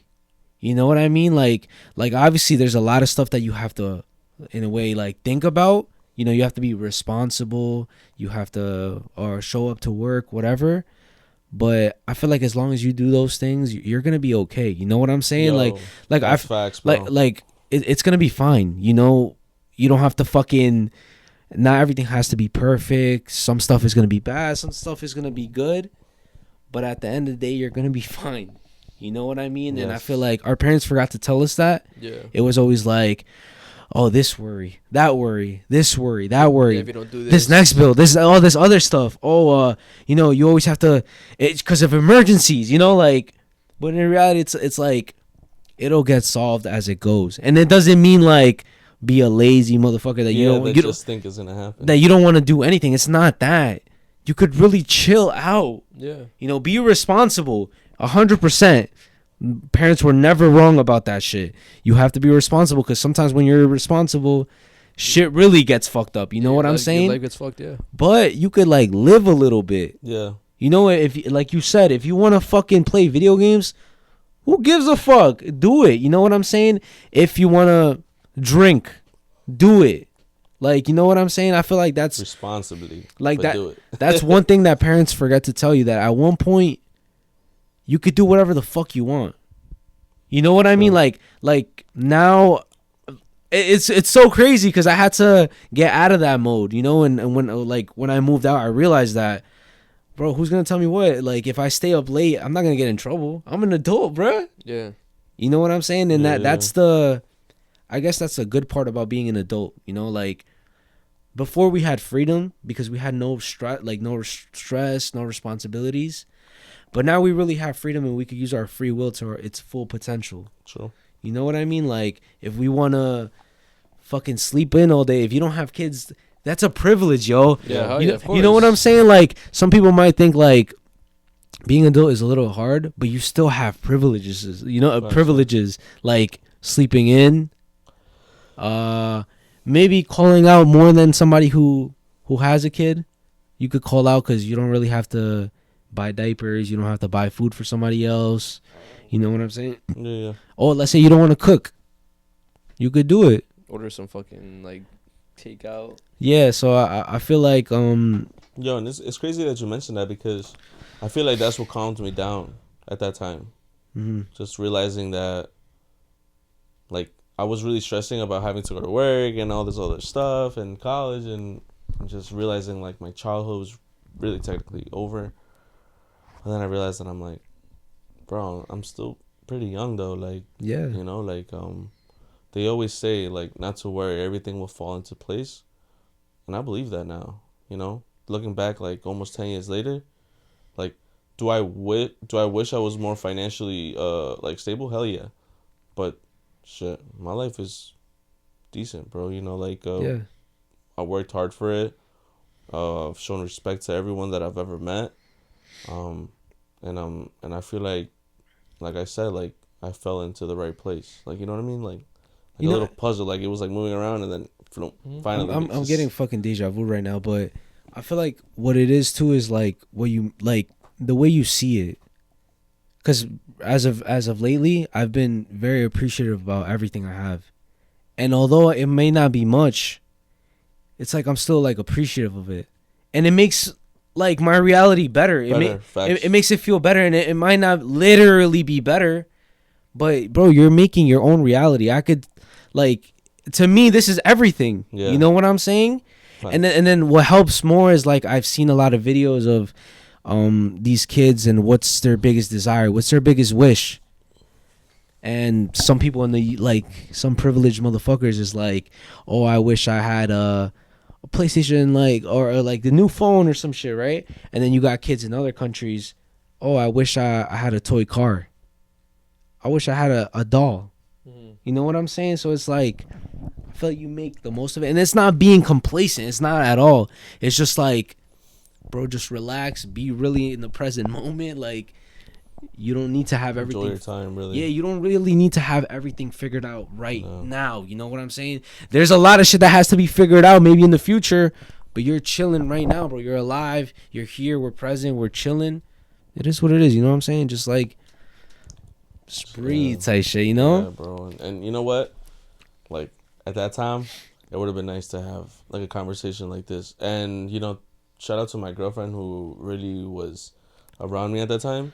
Like, bro, I remember specifically one time we went to the beach and we sat down in the sand. Yeah.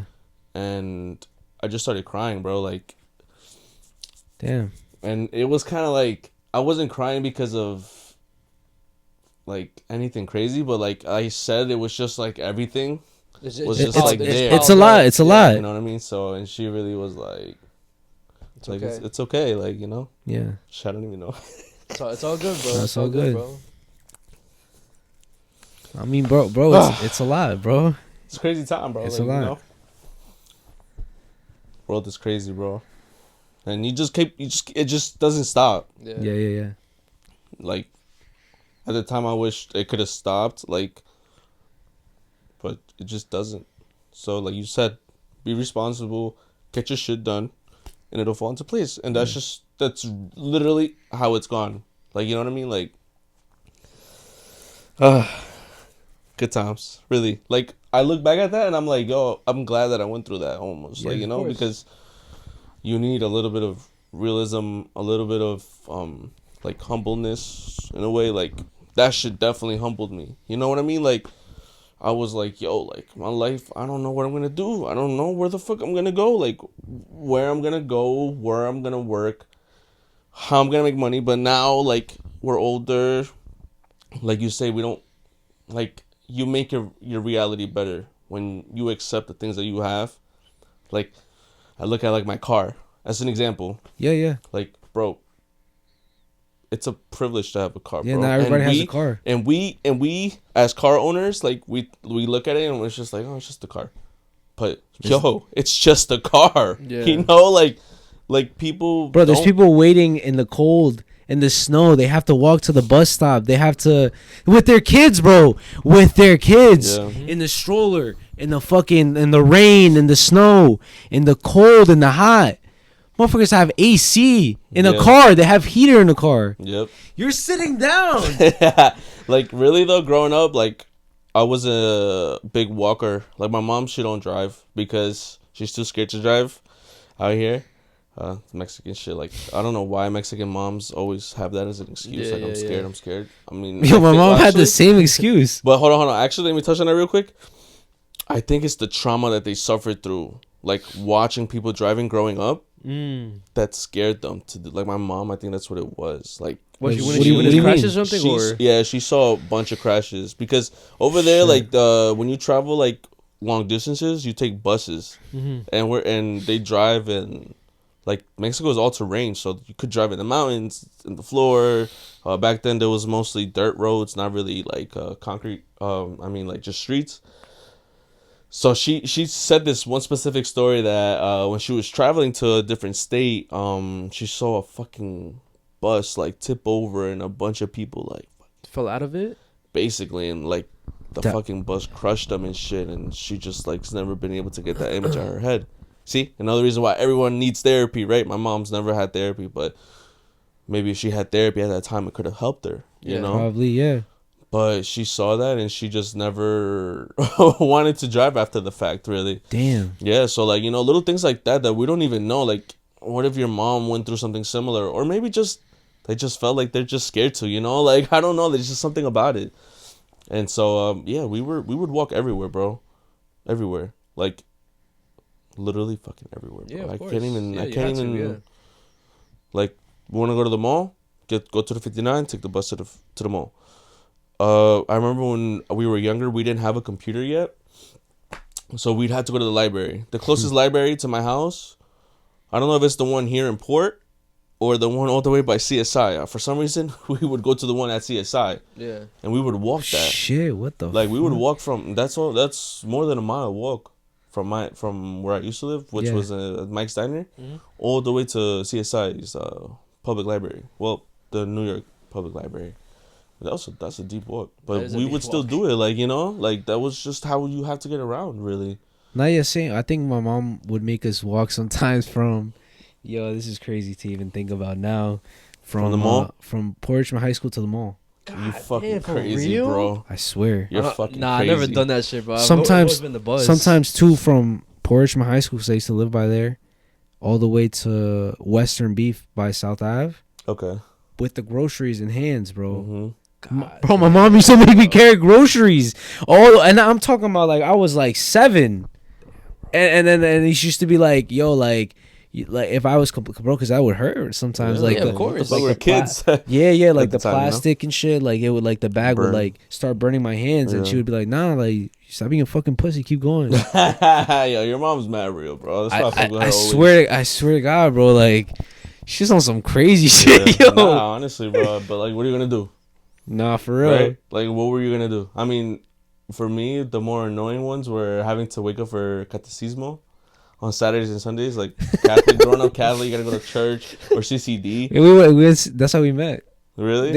I think did we ever say that story or no? How you guys met? Actually, no, I don't even think I've asked you guys that. No, we met before the CCD, right? Yeah, it was our 27, no? No. Our parents would do aerobics. They'll have like aerobic classes in Mount Carmel. Oh, okay. And like they would go, and then like the kids would just play outside, and like we would play soccer outside. Oh shit. Yeah.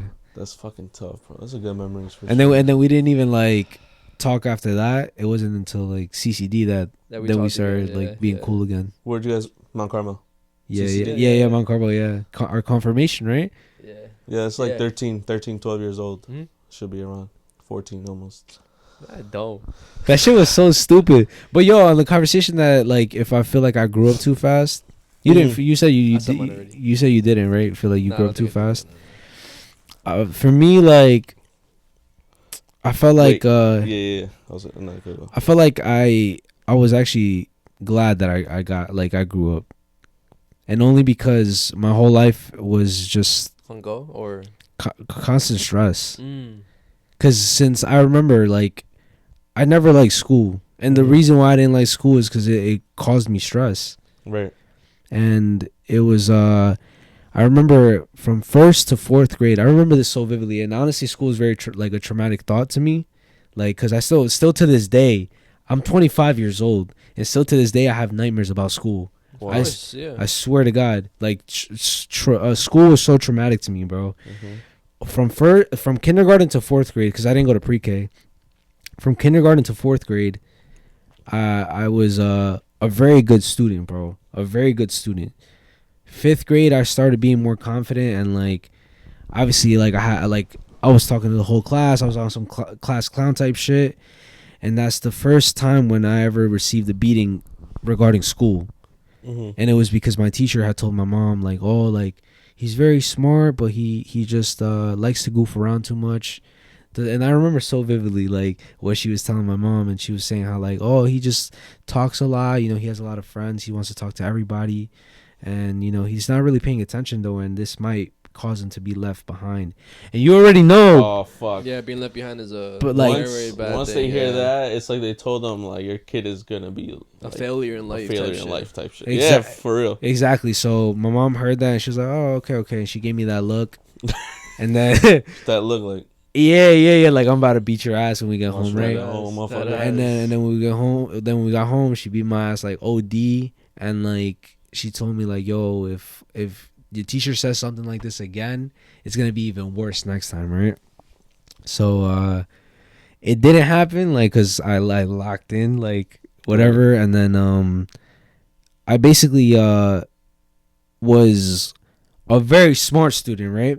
Going into 6th grade, I became, like, high honors and shit.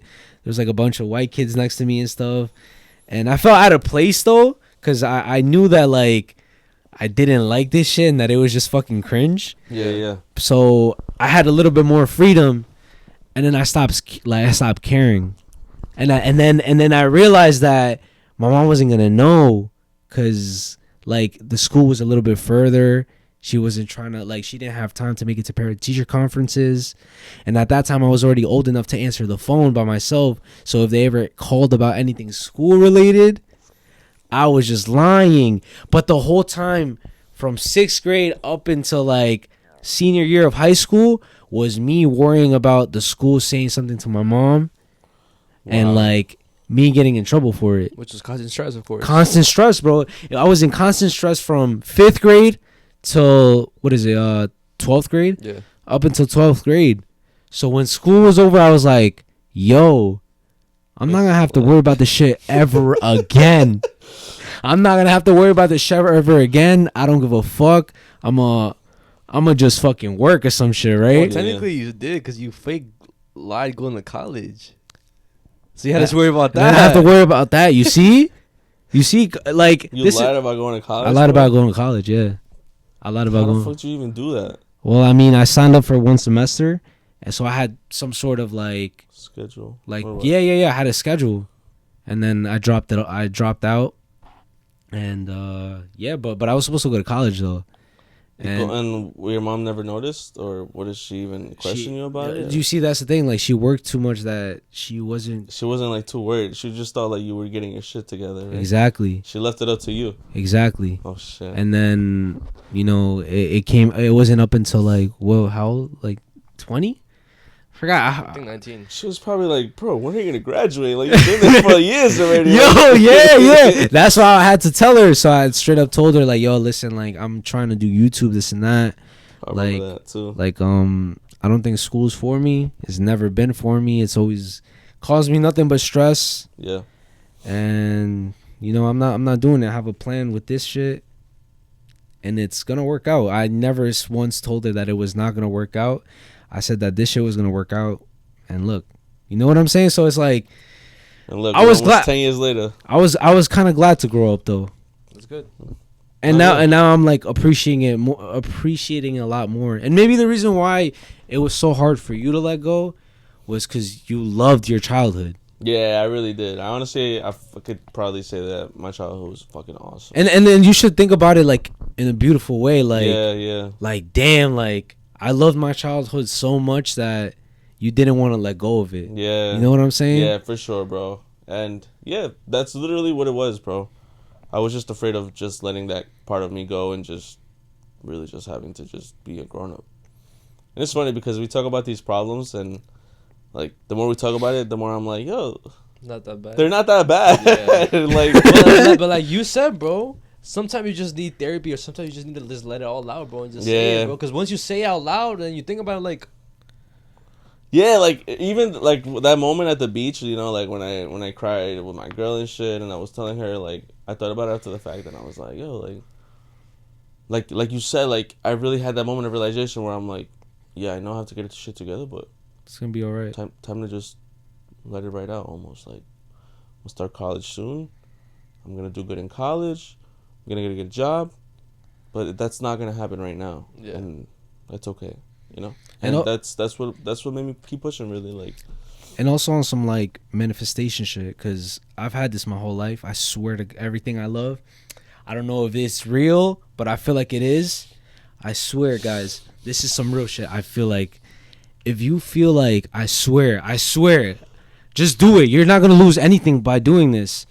If in the back of your mind, you're constantly thinking that it's going to be okay, literally, I swear to God, if you literally have it in the back of your mind, no matter how shit your situation might be, it literally works out. I swear, bro. I swear. I've been in situations where it's like my life was about to get fucked, bro. I'm telling you right now. I've literally sometimes bit more than I could chew. I could say that I've done that a lot, but I've had that thought in the back of my mind for mad long now, and it works, bro. I'm telling you right now. And anybody watching, just have that in the back of your mind, bro. Trust that shit's gonna go away. The dark days are gonna go away, and it's gonna be fire, bro. You know what I'm saying? Just have that in the back of your mind, and everything will work out. Trust. Yeah, guys. I like that. And yeah, so that does conclude our Yappuccino segment. Hope you guys enjoyed that. Just stay tuned for Unnoticed Going Dark. You already know. Get your snacks, get your blankets, get your headphones, turn off the lights, get comfortable, get your cuddle buddy, and enjoy the show.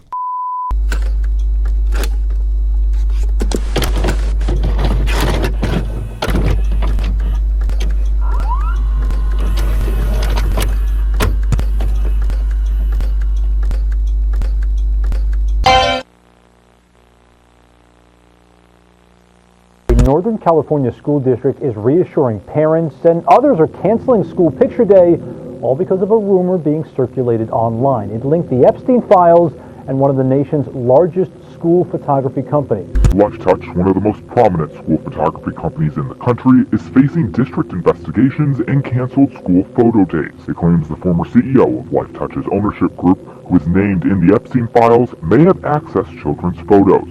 The rumors have caused concern among parents around the country. Talking to my mom, she said that LifeTouch took my pictures whenever I was little. So this has been going on for decades, where no one really thought anything of it until we started thinking about, okay, wait, who actually is seeing these pictures instead of just the parents? And remember, kids, the next time somebody tells you the government wouldn't do that, oh yes they would.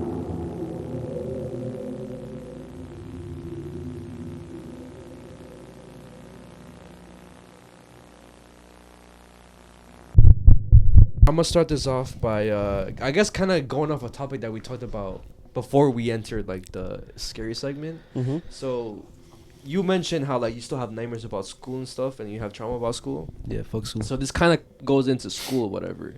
So I don't know if you heard about, or I don't know if you know about the company LifeTouch. No, I've never heard about this place. Maybe you have, but LifeTouch is the company that is responsible for our yearbook pictures, our school pictures throughout elementary school, middle school, and some high schools, but it's majority in middle school, elementary school throughout like the United States and Canada, right? Right. And again, I'm pretty sure everybody has like the envelopes that we got sent out whenever we buy them or whatever. Cause I vividly remember buying it, I think for 5th grade, But then after that, my mom just wasn't really like wanted me to like I guess get it, or like maybe we were low on money or whatever. But even then, like the weird thing about it is like even if you didn't like think about it. If you didn't want to buy a picture, you were still mandatory to take the picture no matter what. And I only remember that was because like there was one day in like I think it was 6th or 7th grade. It was a time when like I think I had like eczema like on my mouth or like on top of my mouth or something, and I was insecure about it, and like I was like a fucking ugly kid or whatever, like the way I saw myself. So I didn't want the picture. I didn't want to buy the picture. Right. So I remember like having to like take it, but I didn't want to take the picture. So that's that. So the whole conversation about like Epstein, the Epstein files recently came out. Now the company LifeTouch is not in the Epstein files, but the person who owns this company is in the Epstein files. His name is Leon Black. And now Leon Black is kind of like a pyramid. It's him with 2 other guys. His main like equity company or whatever, or equity firm, that's what it is. And then it's 2 companies under that. Stuttering in 2018, and then that company bought out LifeTouch, the company that's responsible for the kids and shit. What the fuck? So think about it. These motherfuckers have a lot, like millions of kids' pictures just like stored on the database somewhere. And For sure. He was mentioned in Epstein files like over 8,000 times. He had like I guess you could say like a business relationship with Epstein. And I think this is probably common with a lot of millionaires and billionaires. So what Epstein would do with this motherfucker is he'll basically have him not pay as much taxes as everybody else. Like he saved him like billions of dollars, right? And the only reason why I talk about him is because like he stopped fucking with him after like he was like exposed for doing the fucked up shit. But like in reality, he definitely knew what was going on, right? Yeah. And now that motherfucker from 2021 all the way till now, he's fighting 3 charges, right? Now it gets a little bro. crazy, right? It gets crazy. Wait, I didn't think it was gonna be this bad, bro. It gets crazy, bro. So one of the main ones that he's fighting it's still an ongoing case. It's from whenever this woman was 16 years old or 15 years old, and I believe she has like Down syndrome and autism. And with this girl, to kind of keep it simple and like not drag out the story in the court report, she was a cheerleader, right? And she got introduced to this woman named Elizabeth, and that woman basically kind of groomed her for Jeffrey and Ghislaine. You know Ghislaine Maxwell? Of course I know Ghislaine Maxwell. So she built a relationship with the girl's parents to the point where they eventually trusted this woman. Oh my gosh. And now this woman would have the girl sleep over her house. That's how much the parents trusted this woman Elizabeth. And Elizabeth would take this girl to trips that only involved cheerleading, right? And in the court file, it says that she would take the girl into buildings that were owned by Jeffrey Epstein, where Leon Black, the owner of the guy who's responsible for the pictures, would abuse her. And same thing with Jeffrey Epstein and other people. They would abuse her. And now this motherfucker has like all this fucking shit with the books, the yearbooks and stuff like that. So it's like, bro, like it's fucking, bro has. What the fuck is he gonna do with so many pictures of children, bro? That's what I'm saying, bro. Like that's definitely like a catalog type shit to them. Like, yes. Like as nasty and perverted as it sounds, bro. Yes, that's definitely what it is. Like it's a cat. Like they definitely look through these. This one looks good. This one looks good. This one looks good. Type shit. But you know what? Honestly, that's definitely how they probably think about it, bro. What the fuck? You know what is also crazy? So I don't know if you got. I don't know if we got it in New York. Maybe other schools got it. But there's like an ID called. It's for Smile for Safe Kids, or Smile Safe Kids. It's an ID with your picture, and it basically shows like it gives your information on just in case you're missing. And I'm gonna play you guys this video You can hold it over there. It's an ID that a lot of kids would got. Like a lot of kids got back in the day. Wait. You had one. You had one? Hold on. I want to see how it looks. Does it show how it looks? Yeah. It's a whole picture. Here, just. No way you had that shit, mames, bro. No mames. Bro, yes. And like, bro, no. look what it says on the right side. Can I see that real quick? Look at the two companies that are next to Life Touch. Small Safe Kids, and what's the other one? Missing in Life Touch and the missing and exploiting children. Yes. I swear to everything I love. I put that on my mom. I put that on everything I love, bro. I had that shit, and I remember carrying it around in my wallet at the time when I was like in 4th, 5th grade. No, I think I had that shit since 2nd grade. Yes, bro. Now play the picture. Bro, no, bro. Yes, bro. Yes, and look what it says. It says the name. Yes. It said all that shit. I know this shit. Yeah, bro. I remember my mom saying like, "Oh, like you need to carry this around just in case like you're missing. You give this to somebody or something, like the police officer or something. Like, so it's easier to like get to you." Yes. This old ID card thing that they used to give out like almost every year, from what I remember, at school, and it's like a picture of me and obviously my name. And I think this is from 6th grade. But anyways, you see how it's in affiliation with Life Touch, which is the photography company that was named in the files. If you know, you know. And I just thought it was interesting because it says it's also in affiliation with the National Center for Missing and Exploited Children. And on the back it says like www.missingkids.com. And I filled that out.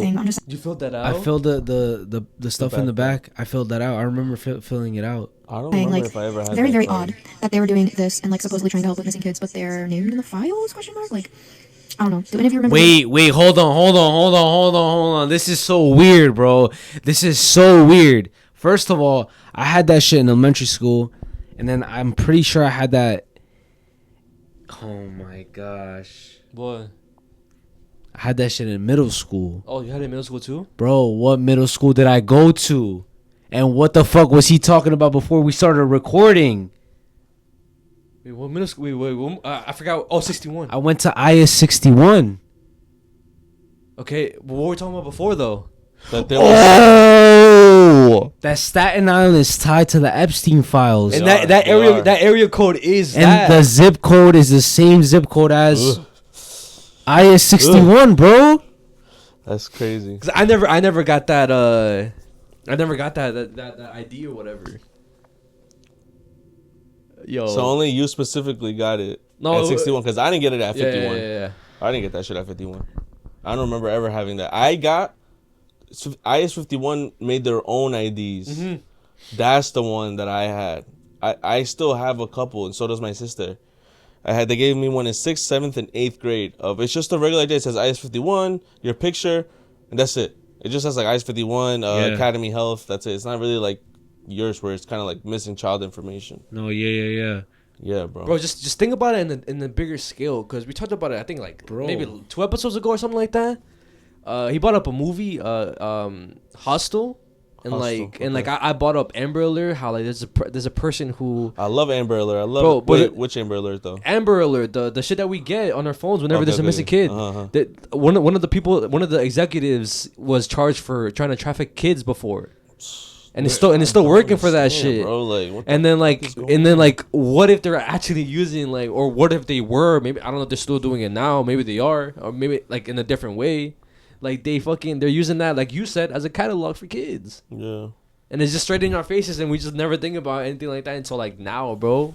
Wait, bro, I couldn't fucking gotten like trafficked.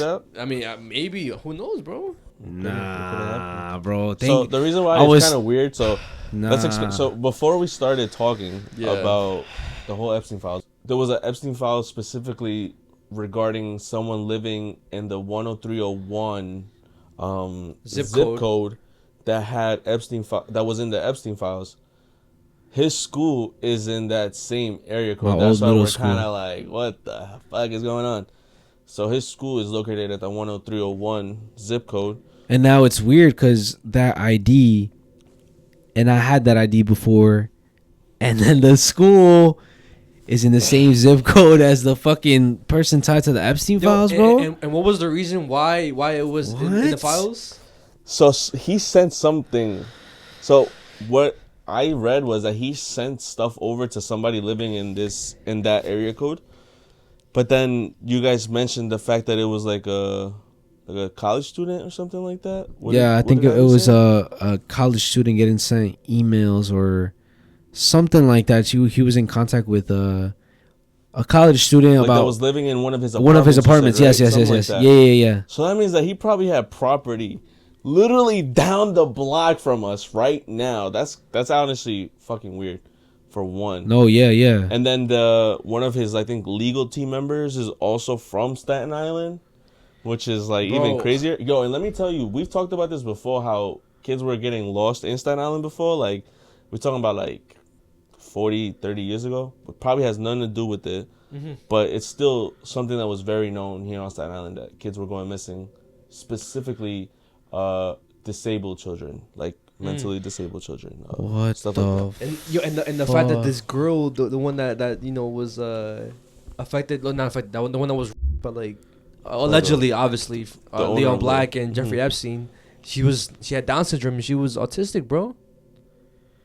Wait, yeah, this is so weird, bro. That's fucking, bro. Once you start connecting dots and start realizing shit, bro, you really realize that everything like connects and it makes sense almost. Like, it's fucking crazy. And the only reason why like I brought it up too was because like how you mentioned there was emails being sent, like the girl was living on the property or something, like the guy basically tried to blackmail that girl's family by saying, oh yeah, I'm gonna pay you guys this amount of money for you guys not to like press any charges on me or something. That's crazy. Another like I guess conspiracy we could probably get into and shit. So I don't know why this has been popping up on my For You page recently, but like this, it's basically a conspiracy regarding McDonald's. So it's not even touch on McDonald's. I mean, bro, let's not be dumb. Since we were kids, you heard there's human meat in the burgers. Like, I don't know about y'all. No, but I bro, used to hear that shit when I was like 10, 9. Like, it's not. This is old news. Burger King foot lettuce. Foot lettuce, but yes, bro, yes. So the people are saying like there's a conspiracy going around saying how like America by itself consumes like a shit ton of burgers, meat a day, bro, like millions. How the fuck do they have enough farms of cows to produce all this fucking meat, right? So what people are saying is like, what if all this time all the missing kids were actually being used, well some of them at least were being used for like the meat in like McDonald's or maybe other fucking fast foods, who knows? But it makes sense because like again, we talked about it before, and it's in the files too. It's on the internet. They sacrifice kids. They eat kids. Nah, but but you know what's crazy? Like, I don't even want to believe that, only because, bro, like, I feel like we've all ate McDonald's. Of course, I mean, yeah, bro, I know. That's what I'm saying. But bro, what does that mean? They're getting us used to fucking how it tastes, bro. It tastes good. And what the fuck do cannibals say that it tastes like? Pork? It tastes like regular meat? Yeah, but you know what's crazy? Then that means you don't hear this about a Burger King burger or a Wendy's burger. It's because McDonald's is like the top of the top of that shit. McDonald's is like, I've heard this about McDonald's forever, bro. Like, that they use human meat to make the burgers. Yo, even recently, there was a video of the CEO of McDonald's. I think he was that shit, he was reviewing like a quarter pounder, like a new quarter pounder sandwich, right? He took a bite out of it, and like he didn't even swallow it. He just kept it like on the side of his cheek and saying, it's so good, it's so good. Like, get this product now. And he called it a product. Why the fuck bro, why is he calling it a fucking burger? And again, product. Chris K here with, you've heard about it, here it is, the Big Arch. This is something that we have tested already in Portugal, Germany, Canada. I love this product. It is so good. I'm going to do a tasting right now, but I'm going to eat this for my lunch, just so you know. So here we go. First, holy cow. God, that is a big burger. We've got a very unique kind of sesame poppy sort of bun on it. We've got 2 quarter-pound patties, a delicious Big Arch sauce, and of course some lettuce. So, there's so much going on with this. First of all, let's try to get this thing. I don't even know how to attack it. Got so much to it. Oh, there's also some crispy onions on here as well. I see those kind of coming out. All right, the moment of truth. That is so good. That's a big bite for a big arch. It's distinctively McDonald's. Only McDonald's could do this type of burger, but it also is unlike anything else on our menu. It's a delicious product. You know, you've got sort of the cheeses and the gooiness, but those crispy onions as well gives a nice texture. And of course, we've got the pickles. So I'm going to enjoy the rest of my lunch, but Big Arch, try it when you can get it. A couple years ago, they even like got us used to lab-grown meat. Why the fuck are we eating lab-grown meat? I would rather lab-grown meat. I would rather believe the fact that it's lab-grown meat over the fact that it's human meat. Cause since I was fucking a kid, like since I was a jit, like I ate McDonald's, bro. It's true. And again, like that part is just conspiracy. I mean, it could be total bullshit. People just trying to. But like, what if it is true and we ate fucking human meat, bro? Then we're fucked, bro. Because even then, that whole thing was even up to, So Illuminati. So Illuminati, yeah. Bro, you became a meme because of this shit for mad long, but now there's some truth to it. Whenever the whole chicken sandwich, spicy chicken sandwich, it was trending, whatever. It was hard to get a spicy chicken sandwich or a chicken sandwich somewhere, right? He said this shit. Why is it whenever like there's a new chicken sandwich, like there's kids missing, and then people call them crazy, like bro became a meme. Okay. And now people look back at that shit and like, yo, bro was actually like onto something. And every time people come up missing, the more and more people come up missing, the more they release more chicken sandwiches and shit. I'm noticing that. Every time it's something happening to women and children, kids coming up missing, they start promoting shit that don't matter. Like Popeye's chicken sandwiches and shit. Here we go again. How come every time women and children start coming up missing, celebrities start dying, when it's a lot of chaos and just negative energy on the planet, out of nowhere, they always release a fucking Popeye's chicken sandwich. But this time, ain't nobody waiting in no lines, and they ain't running or selling out. They giving it to you for free. What the fuck is they putting in this good ass chicken? And why the hell is all of a sudden they giving it away for free? Again, it's just conspiracy. Again, it could just be total bullshit. Y'all could believe whatever y'all want to believe. I'm just the messenger, bruh.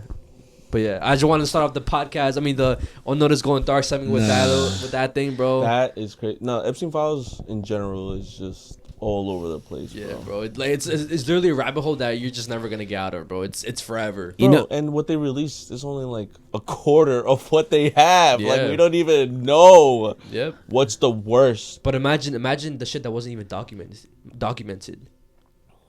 Like shit that happened behind closed doors that no one will ever see. And you guys want to know something crazy? What? Remember when I was going crazy? Yeah. Going crazy? Yeah. Did I ever tell you about this? What? Oh, I don't think you ever did. So a couple years back, I want to say like 2020. It was during like COVID time. Mm-hmm. I was really like being on some like spiritual shit and like religious stuff, and I was really trying to get in tune with like my soul, basically, right? Mm. And in the process of me doing that, I started to realize that everything has been a lie, right? I'm talking about from what we got taught to eat, how we got taught to be as humans, like everything is a lie. And then I started like diving into all these fucking rabbit holes of the conspiracies, which at the time were just conspiracies. And then I was trying to tell him all this information that I was like learning, because at the time it was just kind of like bullshit. Like if you think about it, I was just like seeing stuff on the internet. Oh my gosh, whatever, this and that. This could be true. This could be connected to this. This is a lie. This is a fucking lie. This other shit's a lie. This is the truth behind it. And at the time I was telling him all this information. I was like, yo, like our life is a fucking lie, bro. Mm-hmm. They're telling us this. They're telling us that. They're teaching us this in school, but in reality it's not that. They taught, it was basically a lot of stuff that I don't even remember half of the things I was talking about. And I ended up like low-key going crazy a little bit, bro. Because I was telling him this and I was like, I don't know what to believe anymore. What am I supposed to believe? If my mom got fucking brainwashed when she was younger, she brainwashed me, and then I'm getting brainwashed by everything else. So what am I supposed to really believe, right? And now everything is real. Mm-hmm. So it's like, what the fuck? Like, bro, like, oh, and the thing is too, guys, like he's saying, this is just the tip of the fucking iceberg, bro. This is literally the tip of the iceberg. We don't even know how all of this came into fruition. You know what I'm saying? Like, we don't know the real history of how these people came into power and how they still remained in power throughout history, bro. There's no way that out of nowhere these motherfuckers were born and now they're in control. You know what I'm saying? This has been going on since like maybe even the beginning of time. Who the fuck knows? You know what I'm saying? Like, the people who are in control for a reason, and they're doing these things for a reason. It's just that we don't know why. We don't know the true motives of it or whatever. It could either be to, like, I don't know. Which goes into my topic, right? Now, have you ever heard of the actor Carmen Salinas? Yes, bro. Who the fuck doesn't know Carmen Salinas? So, for those of you who don't know who that is, it's a very, very famous Mexican actress who came out in a lot of movies. Sure. Very, very famous and popular, right? But I'm going to show you a couple videos for those of you at home who don't know who she is. She was very known for being like kind of like a saint in a way. You know, she was very... I was about to say, I feel like she's like my grandma. She was very religious. A lot of people consider her like a grandma and stuff. But she was in Instruction Not Included, right? No, she was in La Misma Luna. Oh yeah, my fault. I fucking butchered the movie. And this is one example of like why she was so loved, and she was known as basically that lady that always is talking about God, religion. Okay. But look. Les mando con todo mi corazón la bendición de la Santa Cruz para que mi Padre Jesús libre a toda su familia y a ustedes de todos los peligros que hay en este país. Que la Santa y bendita Cruz baje del cielo sobre de mi cuerpo, todos mis seres queridos, amigos y compañeros se extienda de todo mal y peligro, de una muerte repentina y violenta, de enfermedades que no tienen remedio, de asesinos. Right? So she was known as being really, really religious, right? But as of recently, she's been under fire, I know that. As of recently, there was this podcast, right?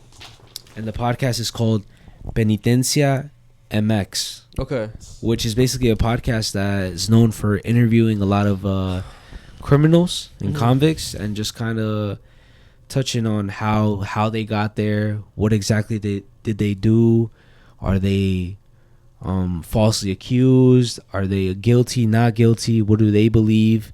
What was their upbringing? Basically, all of their backstory and how they got to... Where they are right now? Yeah, where they are, right?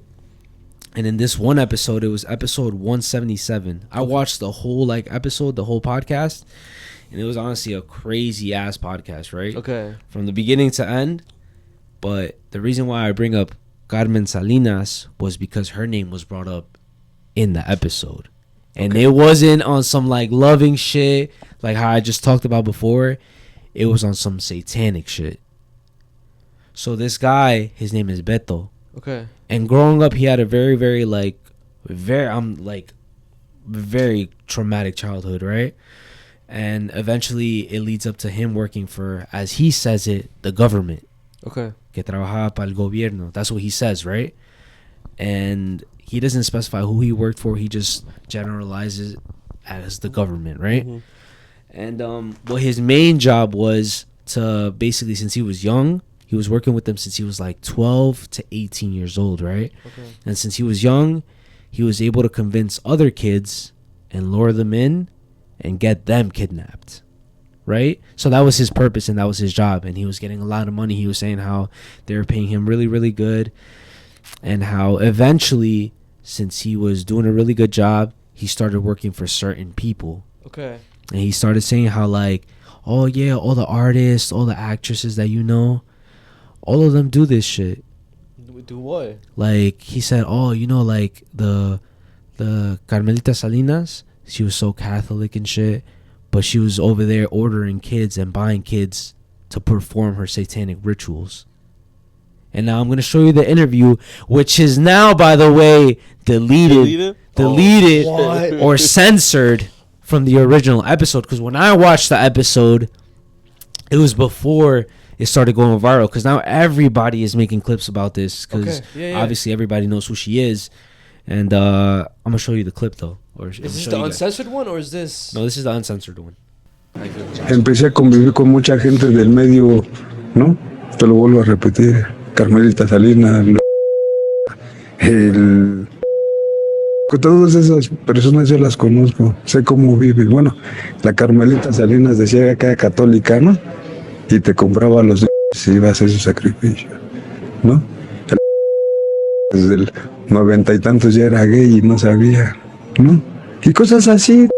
Y todos esos personajes yo trabajé para ellos. Esa fue mi vida. And the thing is, too, is the fact that people are saying that, because obviously her family that's alive now, like, is still alive, came out and started basically saying, like, oh, nah, like, that person is very low. Why the fuck are you going to believe somebody who's in jail, who's committed all those atrocious things? Mm-hmm. But everybody else is saying is, what does he gain from lying? Yeah, exactly. He's serving 80 years right now. He's still in jail. Yes. Okay. He's serving his sentence, which is 80 plus years. What the fuck is he gonna gain from lying? And he first of all, he goes into depth about a lot of stuff that he was doing, bro. Like what though? Like how that's what they were for. Like that he was kidnapping these kids, not just for like for he was in Elizabeth. Basically, yes. It wasn't just for. It was for mainly satanic rituals. How they sacrifice these kids. How he goes to these poor areas. He lures them in. Obviously, they don't have nowhere to go. He was once one of those kids. That's how it happened to him. Because how his story is that he got abandoned as a young child. And his story is so traumatic, bro. When I heard it, bro, I started feeling weird, bro. Just hearing his fucking his story and shit. He sounds like he's seen some shit. He said that. Oh my gosh, he was like, how he got abandoned. He eventually got picked up when he was like around 5 years old. He got adopted. He had no family. He got adopted at 5 years old. From 5 to 6, his stepfather was him. He couldn't handle it anymore. He decided to escape. He escaped. He went to he called them coladeras. I don't know exactly what that is. Maybe that sounds like sewers. Maybe a coladera is like where all the water goes into. So maybe like a sewer. Almost. Like a sewer. Okay. So I guess we're all like the hobos or some shit. Like the homeless people would go, right? So he was there, and then he was just crying on the street, sitting down on the street, and then somebody basically told him like, "Yo, do you know that this street is owned by somebody? What the fuck are you doing here?" Like pressing him type shit? Or? Yeah. They were like, "Yo, like you can't just like, what the fuck are you doing here? Move." He's like, "Okay, I'm sorry. Please don't kill me." And then it started that he was like stealing stuff, breaking inside cars for these people, and then eventually he got a little bit older, and they like some other people ended up taking him to some random warehouse in the middle of nowhere. They had him in there for like about a year and 3 months. They never gave him a shower. They treated him like a dog.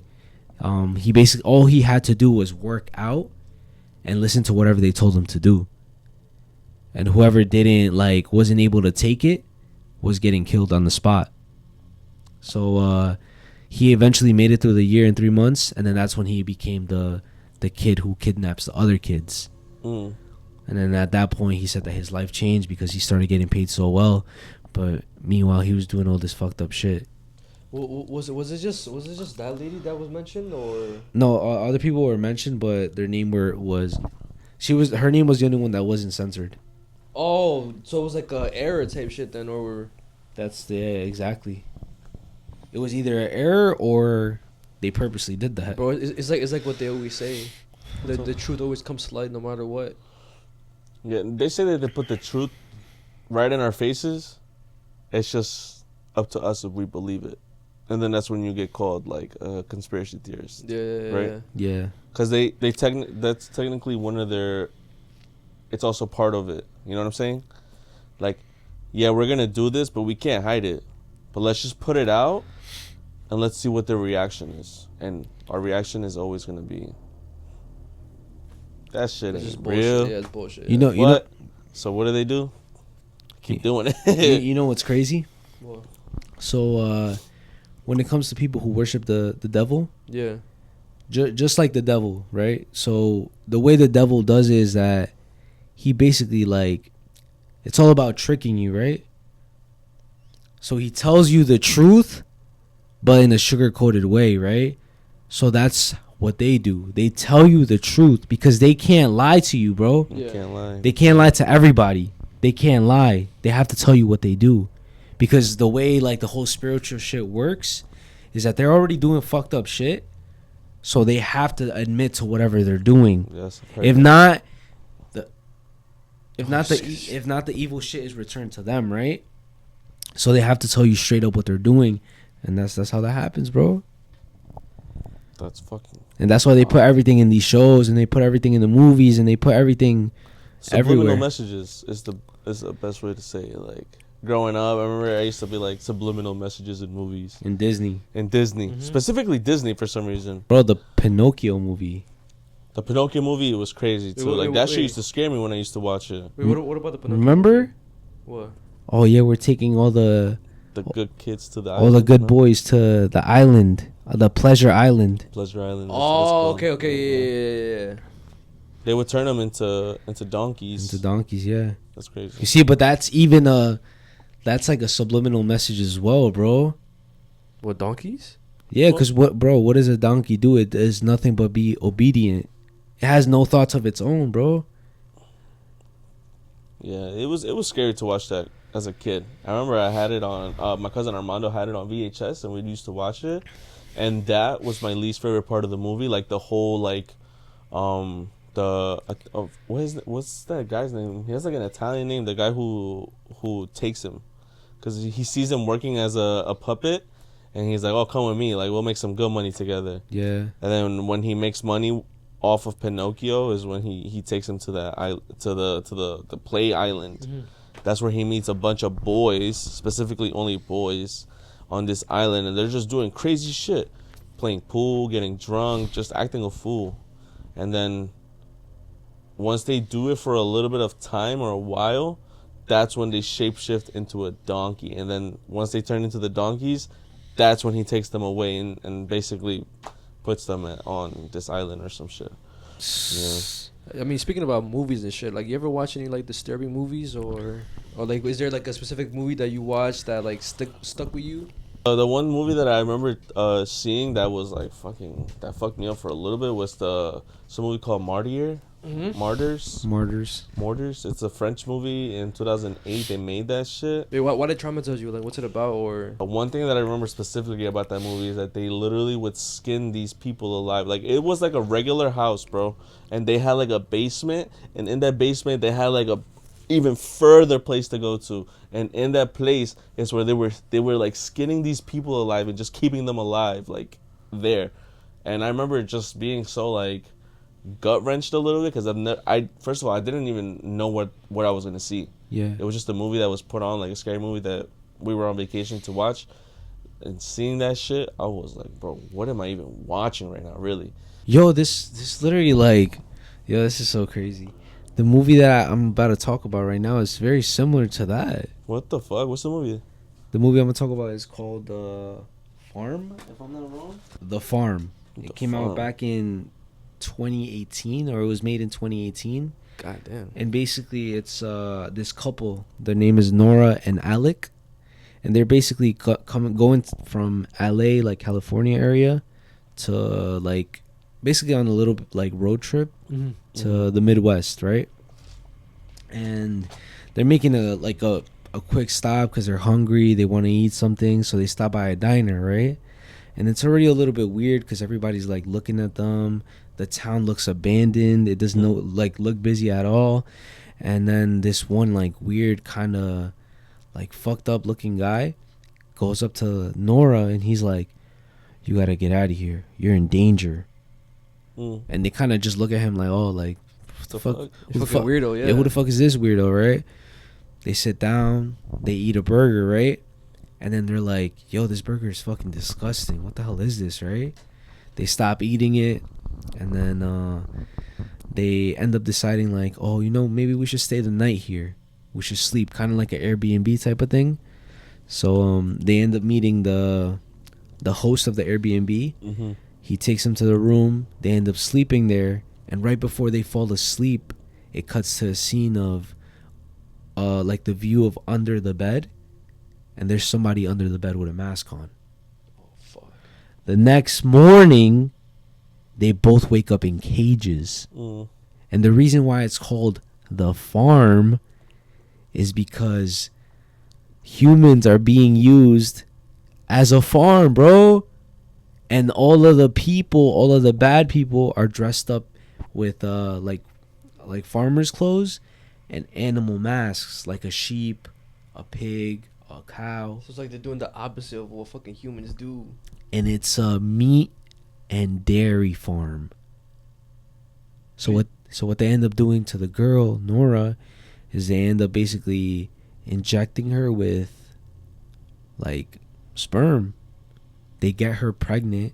They put her into a different room, a different barn with a bunch of other women Who are pregnant? And it's a dairy and meat farm, right? So they're producing milk. And then the men are the meat. Right? So it's a very, very disturbing film. One of the most disturbing movies. I didn't watch it because I was not trying to watch all that shit. But I just like saw the reviews and course, like people like giving a brief summary about it because I was not about to watch that. And then there's one disturbing scene that I'm not about to play because I'm pretty sure we're gonna get censored or like something is gonna happen where there's a mother in one of the cages, right? And she has a baby. And she's breastfeeding the baby, and one of the masked people ends up going to her, grabs the baby, weighs it. The guy writes it down, and then it cuts, like, you don't see it, but the crying stops. You hear a thud, and then you just see him throw like the baby into like a bin or something like that. Oh my gosh, bro. And then the reason why I'm saying that it's very similar is because at the end, Alec ends up escaping. He basically finds a way out. He breaks Nora free, and then they end up trying to run. He ends up getting caught. He gets killed.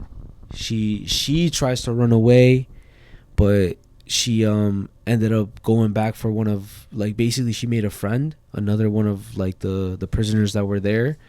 She tries to get her out. They run away. They know about like that prisoner that has been in there for like 3 years now, who was her friend, tells her about this bus that, oh, we could escape. There's this bus that always leaves or whatever. Let's go through there. They end up getting on this bus, and at the very end, Nora, she's basically getting ready to turn on the car, the bus, and then her friend is just looking at the back like scared. Nora turns around. The whole bus is filled with the masked people. Jesus. And the ending scene is them basically eating them. Yo, I know I might sound... What the fuck? I know it might sound crazy and shit, right? And again, I hate bringing it up because like it's just it might be tired for certain people and shit, but like, bro, and you also mentioned this shit too. They're putting shit in our, like, literally straight up in our eyes, like being blunt with us, like this, like, where the fuck are they getting these fucking ideas, right? Yeah, bro. In the Epstein files, there's a victim, a child victim, who wrote journal entries of her getting impregnated constantly and them taking her babies. And that's not just one of them. Like, it's literally multiple girls, bro. Yeah. So I mean, like, bro, they had a whole clinic in there. It's like, bro. And I heard that they would take out their teeth and shit from these people. my gosh, bro. It's honestly, it's just too much to talk about. Like, this is Nah, yeah. You can't even have a conversation about this because we'll be here all night just trying to even. This is just stuff that I've seen. Like, Yeah. This is not even stuff that I've looked for. It's just stuff that people have literally found. Like, you know what I mean? Like, and it's a crazy world out here, bro. And, bro, I mean, I know for a fact people are gonna be like, this shit is not real. Yeah. And there's gonna be people that shit is real. You know. All I'm gonna say is, bro, you just can't. When they tell you we can't do that, it's when they probably are doing it. You know what I'm saying? Mm-hmm. Like, it's kind of like I guess branch off the topic of like disturbing stuff, right? I want to ask you a question. What's up, bro? Like, have you ever experienced like any paranormal stuff or supernatural stuff? Like earlier, you was talking about a dream, and like I know you have like a paranormal stuff too, but like I don't know if you want to get into them too. You know what's crazy? You know how if you guys have seen me in previous episodes, you guys know that I've had some crazy weird dreams about people and about experiences that hadn't happened, and I dream it and then it happens. Like, you know what I mean? So I'm not sure if I told you guys the story. During the podcast, I'm gonna give him a different name. We'll name him David. Okay. I don't want to put his business out there. Don't worry, I'll bleep out his name too. So, I don't know if I told you guys the story about him. Did I tell you? No. No? No. I don't think so. So I had a dream. Again, this is in 2021. This is when, remember I told you guys that May kind of broke up with me and I was going through like some crazy shit and I was having these dreams of us being together. But I had a dream specifically that it was me, Mondo, Carlos, and we were in the TJ Maxx parking lot in my Mustang. Right? Okay. At the time, I didn't even have my Mustang anymore, but we were in that car. Yeah. What the fuck? So we're in the Mustang, and I'm in the driver's seat, and I don't know who's next to me and who's behind me, but I know I'm in the back seat. And out of nowhere, he just starts like hysterically crying, and we know, and he's a man of very few emotions. Yeah. He doesn't really show it on his sleeve. Like, even if he's pissed or upset, he won't really show you that. He just is very normal, always. So in this dream, he's fucking crying his eyes out. When I say crying, I don't mean like Oh, like hysterically crying? Like really crying. And I look around to both Armando and Carlos, and I'm like, hey, like, what's wrong, bro? Like, talk to us. And he goes, it's just my dad. And I was like, Like, I didn't know what to say in my dream, bro. And boom, I just remember waking up after that, right? But the dream was still stuck in my head. Like, I still remember seeing it, how I felt in my dream. I still felt it in real life. And then I had to really think, and I'm like, wait a minute. I've heard about his mom, but I've never heard about his dad. Like, he's never really talked about him. Is this recording? Just make sure yeah, it's recording, bro. Okay. Sorry. So I'm like, I didn't want to bring it up to him, bro, because again, he's very like, nonchalant. He don't really like act or show his heart on his sleeve like that.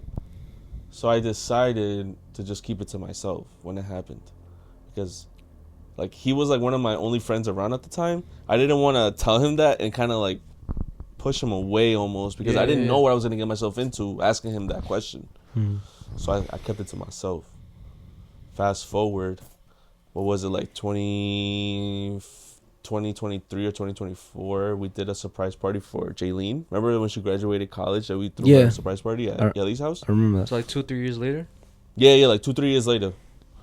You know, we were drinking, we were having a good time. My son was there. I was pretty lit already.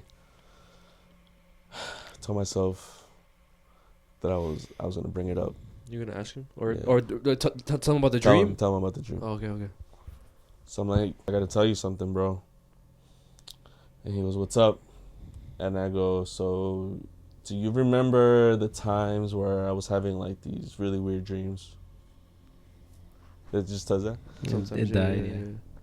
I'm like, where I was having like these really weird dreams that were somehow eventually happening in real life. And he was like, yeah, I remember. I was like, so yeah, bro. So I actually had a dream about you at the time. And you were like crying really bad. And you were crying for your dad. and I was like, and I don't want to bring this up, and like I don't really know much or what it's about, but I'm like, yeah, bro, I dreamt you crying for your dad. And then he was like, what the fuck? No way.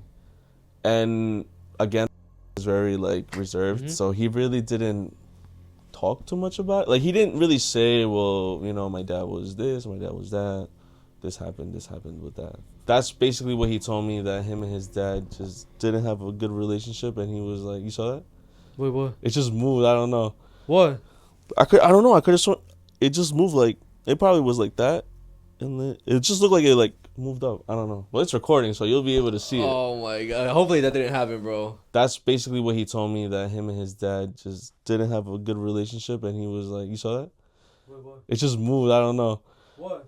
I don't know. I could have sworn it just moved, like it probably was like that, and then it just looked like it like moved up. I don't know. Well, it's recording, so you'll be able to see it. That's basically what he told me, that him and his dad just didn't have a good relationship, and he was like, "You saw that? Wait, what? It just moved. I don't know. What? I don't know. I could have sworn it just moved, like it probably was like that. I don't know. You saw that. I saw you look at it. It could have been just the way it was positioned. It was like that. Okay. Anyways, so when we're sitting and I finally tell him, like, I had this dream that you were crying about your dad. He basically told me that him and his dad really didn't have a good relationship, and basically was like something was going on. Something was going on with him at the time, with him and his dad, and I kind of just was like, damn, bro, like I'm sorry that I even brought this up, but you know, it's been killing me since it happened, and I just really wanted to get some clarity with you on why you were doing that in my dream. Or maybe like just checking up on just checking up on it. And I'm like, you know, I care about you, bro, and like, you know, you're one of my closest friends. So like, you know, I'm sorry that I didn't ask you at the time. I just felt like it was a very sensitive topic, and I didn't want to bring that on top of you. And he was like, nah, bro, it's cool. And yeah, he basically told me that him and his dad really didn't have a good relationship. Damn. That's crazy how like you're like, it's kind of confirming that your dreams have something to do with like real life almost. Isn't it? It's like you have a vision, bro. But isn't it? It's not scary to you? Yeah, bro, it was scary as fuck. Seeing him cry like that in my dream was fucking terrifying. But like I'd never seen the fact that it's like, and that it turned out to be real was something even crazier. real. You ever had any like recent dreams that you kind of like, what the fuck does this mean? Kind of like how like you had that first dream, and you were thinking it like there's no dream like that you had recently. As of late, I have not, bro. Okay, good. As of late, I'm not even gonna fucking bullshit you guys and try to make some bullshit up, because that's not who I am. Like, no, I haven't. That one was one. I had another one that was a little weird, but I can't talk about that one. What about like paranormal experiences? Yeah, I've had a couple. I don't think I ever spoke about the one I had in school, though. Huh? You could bring it up, bro. I've had one in school. Well, I wasn't even in school, but it happened at a school? But it happened at, like, passing school. So this is at the time I was in 10th. I was in the 5th grade. I was in the PS22 course. I'm pretty sure you guys know about that, right? Yeah. So when you would do... Phone? Yeah, just in case. Yo, so when I was in fucking school, bro, we were going to go on a trip for the chorus, right? And so we had to get dropped off at school very early. I'm talking about like 7 a.m. because we were going to D.C. What grade is this, Muffle? 5th grade. 5th grade. I was like 10. This is like one of my first like genuine paranormal experiences I felt, almost. So we're going to PS22, but we're driving at that one way behind it, like where the schoolyard is at, right? We're driving past that. So as we're driving past that, my dad was driving. I'm like looking at the school like normal, bro. Like I swear to you, I was so like innocent. Like I'm not thinking about ghosts. I'm not thinking about shit like that. Yeah. Just getting dropped off at school, so I'm just looking at the school like normal. And I specifically remember one of the fucking like windows. It looked like there was somebody standing inside looking out. Like if they were looking at me, almost kind of like driving by. You get what I'm saying? Like, yeah. You ever see the silhouette of a person in a window? Yeah, it's just like a black silhouette, and they're just like either looking out or looking in. You know what I mean? Mm-hmm. So it looked like that person was like looking at the window and looking like as like if they were just watching like the neighborhood almost like, and I just chills. Like I felt like I saw it. Like I felt like I was looking at someone. And I remember driving by and I didn't even mention it to my dad, but I remember seeing it and being like, what the fuck? Like, why is there someone just standing there? Like, they didn't move or anything. It was just like a straight shadow, silhouette, whatever you want to call it. And, well, my dad didn't stop driving. Like, he kept going. So I just was, like, looking at it and I was like, what the fuck? That's so weird. Bruh. And that's it. Like, it just kept going, right? And then we go around. He parks in the front. And I'm thinking, like, yo, who the fuck could have been in school this early looking at the window like that? And I thought it was a custodian guy. And so I'm associating this specific custodian that worked at PS22 with this shadow or whatever. And, bro, I shit you not. As I get to the front of the school, that fucking janitor was there, like, in the front of the school. Mm-hmm. So, like, the only person that I would have thought it would be was right in front of my face, bro. So I'm like, you know. Oh, so like nowhere near. So there was nowhere near that he was all the way back there because it's the complete opposite side. And you get what I'm saying? Like how the fuck could he like go from he one? He was just crossing the street. He would have teleported some shit. He was crossing the street like he hadn't even been into the school yet. He was crossing the street, about to get to the school when I saw him. And I was very, bro, I was so taken back by that the whole trip, bro, I went to Washington, D.C. You guys might think I'm lying. I went to Washington, D.C. I performed in front of Barack Obama, bro. I performed on stage with Common. Bro. You know the Common, the rapper Common? He was really big with Kanye West in like 2007, 2006, 2008. Bro, I met Jordan Sparks there, fucking Randy Jackson. The whole time, all I could think about was that shit, bro. The whole time. I even brought it up to people on the trip. Like, guys, I think I could have sworn I seen a ghost today, but I don't know. And I remember telling someone specifically, I don't remember who it was, but they told me, like, it could just be someone who's, like, looking after you. Like, someone who passed away, who you might have never met, that could just be watching over you.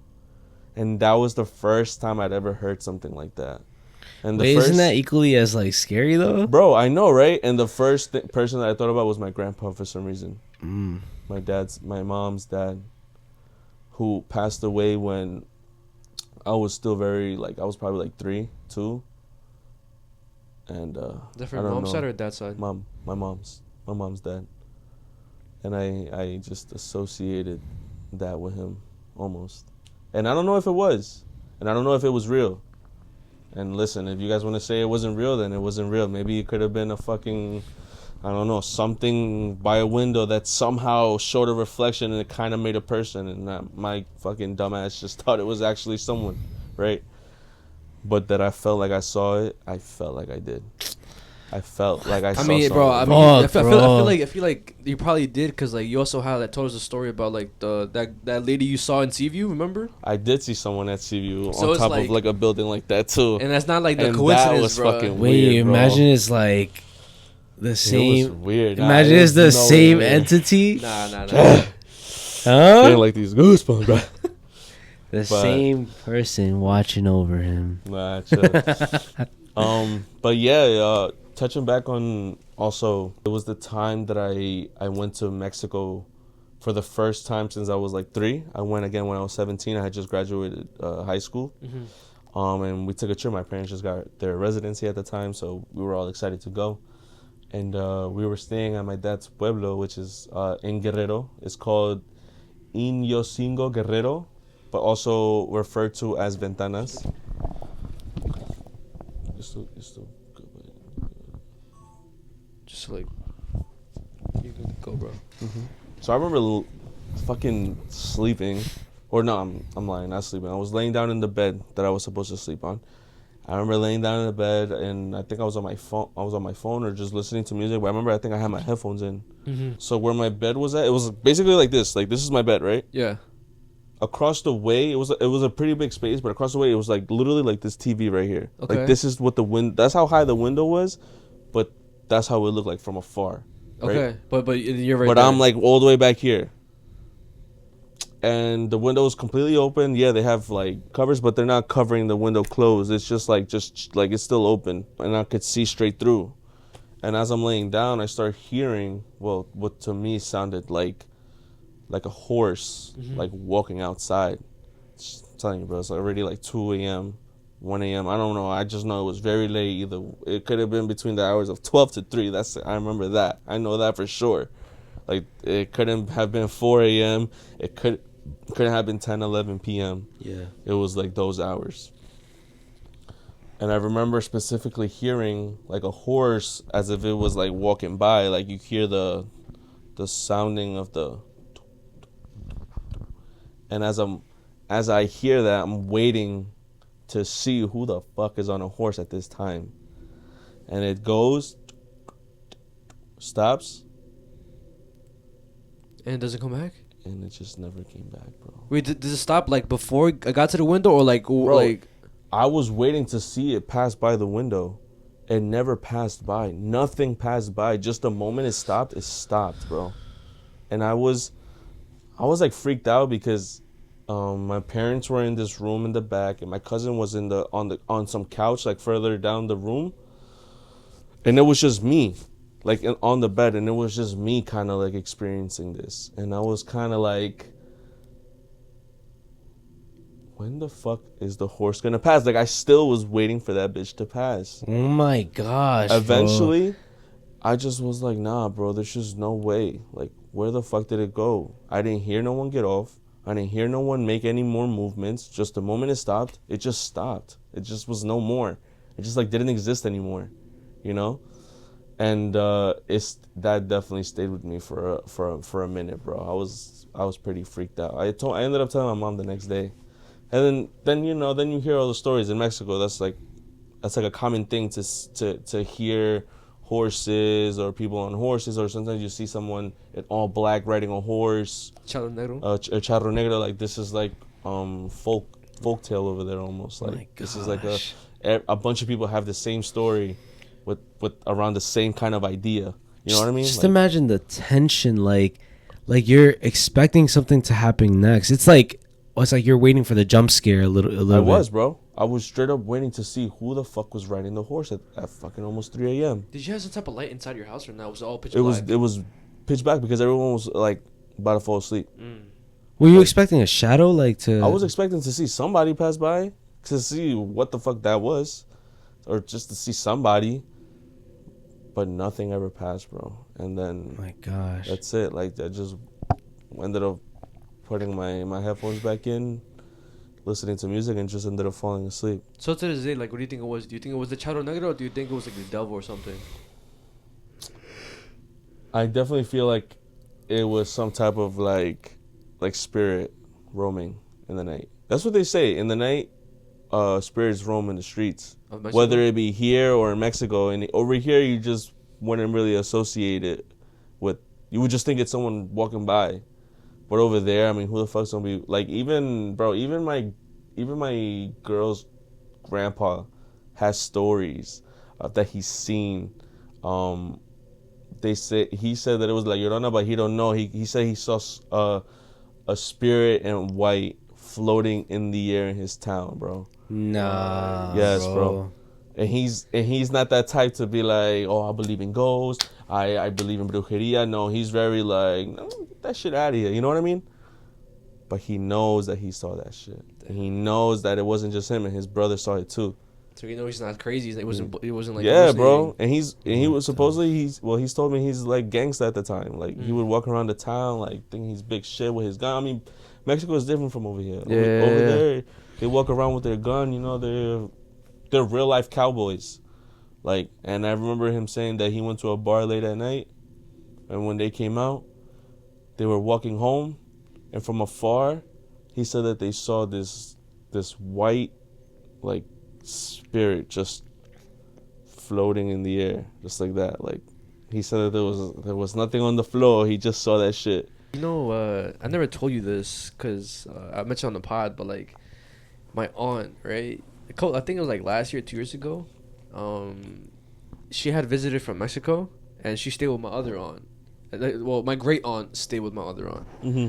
And similar story like you, bro. Here on the island, she was sleeping on the couch, like the guest couch in the living room, and just like where you are, there's a window behind her, like I think 2 big ass windows behind her, and it was during the summertime, so like I'm pretty sure there was the window was slightly open, and like there was also AC, but I guess she just wanted to hear like the crickets outside, just to feel like more like home. And then out of nowhere she starts hearing like a horse walk in the middle of the street, bro. We're on Staten Island. There's no fucking horses around here. She starts hearing that shit, and then like she says that she heard the door open, like someone came back home from work late, and like somebody started walking up the stairs, because it's like that's the couch. This area is like where the stairs would be at, and like it's like I think it's like a good amount of stairs going down. So like she heard steps coming from here, like coming up, and then like she expected somebody, like she expected to see somebody, because like maybe she thought it was one of my cousins or like uncles that got home late from working from Amazon, because that's what usually happens. Maybe they got VTO or I don't know something. But she kept watching. She kept looking at the stairs, and nobody came up, anticipating it. Exactly, right? And then like the noise of the horse host got louder and louder. She started praying and shit, and then like it went away. Wow. So it's like, bro, your story is definitely not bullshit, bro. And the fact that she had something like that happen, and then I've told you this story for years already. Like this happened in 2017. I literally told this story the moment I came back. I told everyone this shit. This shit's crazy, bro. And the fact that like she just had that recently is fucking wild. But yeah, bro, I fucking heard that stupid horse. Cause you don't, bro. You hear the fucking, they're heavy animals, yeah, bro. hell yeah, of course. Yo. You know, and you hear the. And the fact that like it just like fucking I would have shit myself. Fuck that. Yeah, bro. Yo, that was some crazy shit, bro. But yeah, guys, that does conclude our Unnoticed Going Dark segment. Hope you guys enjoyed. Our guest Greg. Shout out to you for coming, bro. Again, we haven't had you in like I think 2 years, maybe over 2 years. But again, I'm glad that we brought you back. And guys, I respect you guys, and if you guys think I'm bullshitting or anything I said made you guys feel disrespected, I'm sorry. I never meant to do that. I care about everyone's opinions and I care about everyone's feelings, so I just want to put that out there. And everything that I've told you guys is just a personal experience. I'm not saying that these things are real and that you have to believe in these things. I think that when you go through shit like that, it gives you a different perspective of things. So that's all I'm gonna say. Thank you again for coming on, bro. You can shout out your Instagram, whatever you want to do, bro. Y'all can follow me on Instagram at GREGOREO Perez, Gregorio Perez. I don't really post that much, but you guys can still follow me. I'm active 24/7. So if you guys hit me up or have any questions about my experiences, I'm more than happy to answer any questions that y'all got. Also, just want to give a shout out to these guys for having me on. Of course. These guys work their ass off every fucking week. I tried to get them to hang out with me last week, and I couldn't because they were busy filming, which is, you know, it's what they're supposed to be doing. So, I mean, thank you for coming on, bro. Yeah, of course, bro. Of course. It's always a pleasure. It's always fun talking with you guys about shit like this, because you guys get me, and I get them. So that's why we like this, for sure. And also thank you for and also thank you for like coming on like this late, bro. Because again, our schedule is like I just want to let you guys know, fucked. You guys are probably watching this either 1 p.m., 2 p.m. Bro, it is currently 5 in the morning. We've been shooting since what time did I get here? Like 12? Yeah, 12. We started like at 1. We started like at 1 a.m. And I got work in less than 5 hours, but honestly, it's fucking worth it, bro. I don't even gosh, I love this shit, man. Thank you, bro. Bro, we gotta do this again. Of course, bro. Of course. Hey. Anyways, yeah, guys, that does conclude episode 186. Greg had to leave because obviously it's fucking late. We don't want to fucking. It's about to be 6 in the morning, guys. Yeah, we don't want to hold him here hostage or whatever. But you already know. Yeah, Patreon shout outs and support shout outs. All right, so shout out to the Patreons. React to Solo Leveling. We will eventually. Margarita La Pinche Tóxica, El Pitufo Pitudo, Fabian Contreras, Sabrina, Geneva, Chris the Freak, AOJ DiMaggio, Batman, Tintin, Alan D.O.C. Yo. Sharknado07, Jocelyn, Carlitos, Vic N20 Loco, Murray Fur 03, King Capo, La Toxica, Ricardo's Cheesy Day, Whoa. Frank, Whoa. Nosavo Kid 006, Ricardo's Good Boy 1, Nadeli Loves Mezziah, I love you too, bro. Zin Rim, Mezziah Fine as Fuck. Appreciate you in my heart.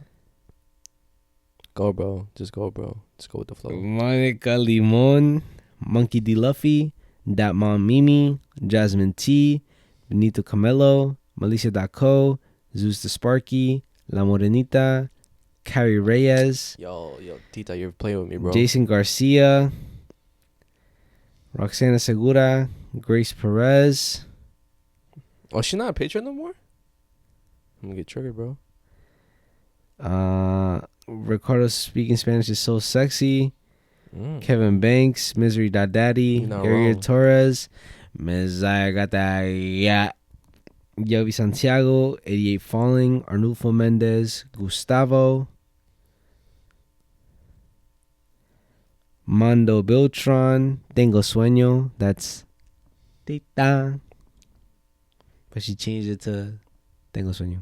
Bro, change your name back, bro. What's up with you? Mezziah tiene papel pegado en el culo. Leslie with the pink hair. Chiquilina Lopez, te la comes toda. OMG Lupe. Anaí, Retardo Licky My Tippy. D'Amico Bucua, Jesus Chavez, Pascual Zuniga, Jose Can You Feel It Aguilera, Jaime Abreu Bavera, Abel Mendoza, Miguelito, Jennifer Montalongo, and that space guy. We fucking love you guys. Alright. Anyways. Alright, guys. So shout out to people over on YouTube and Patreon.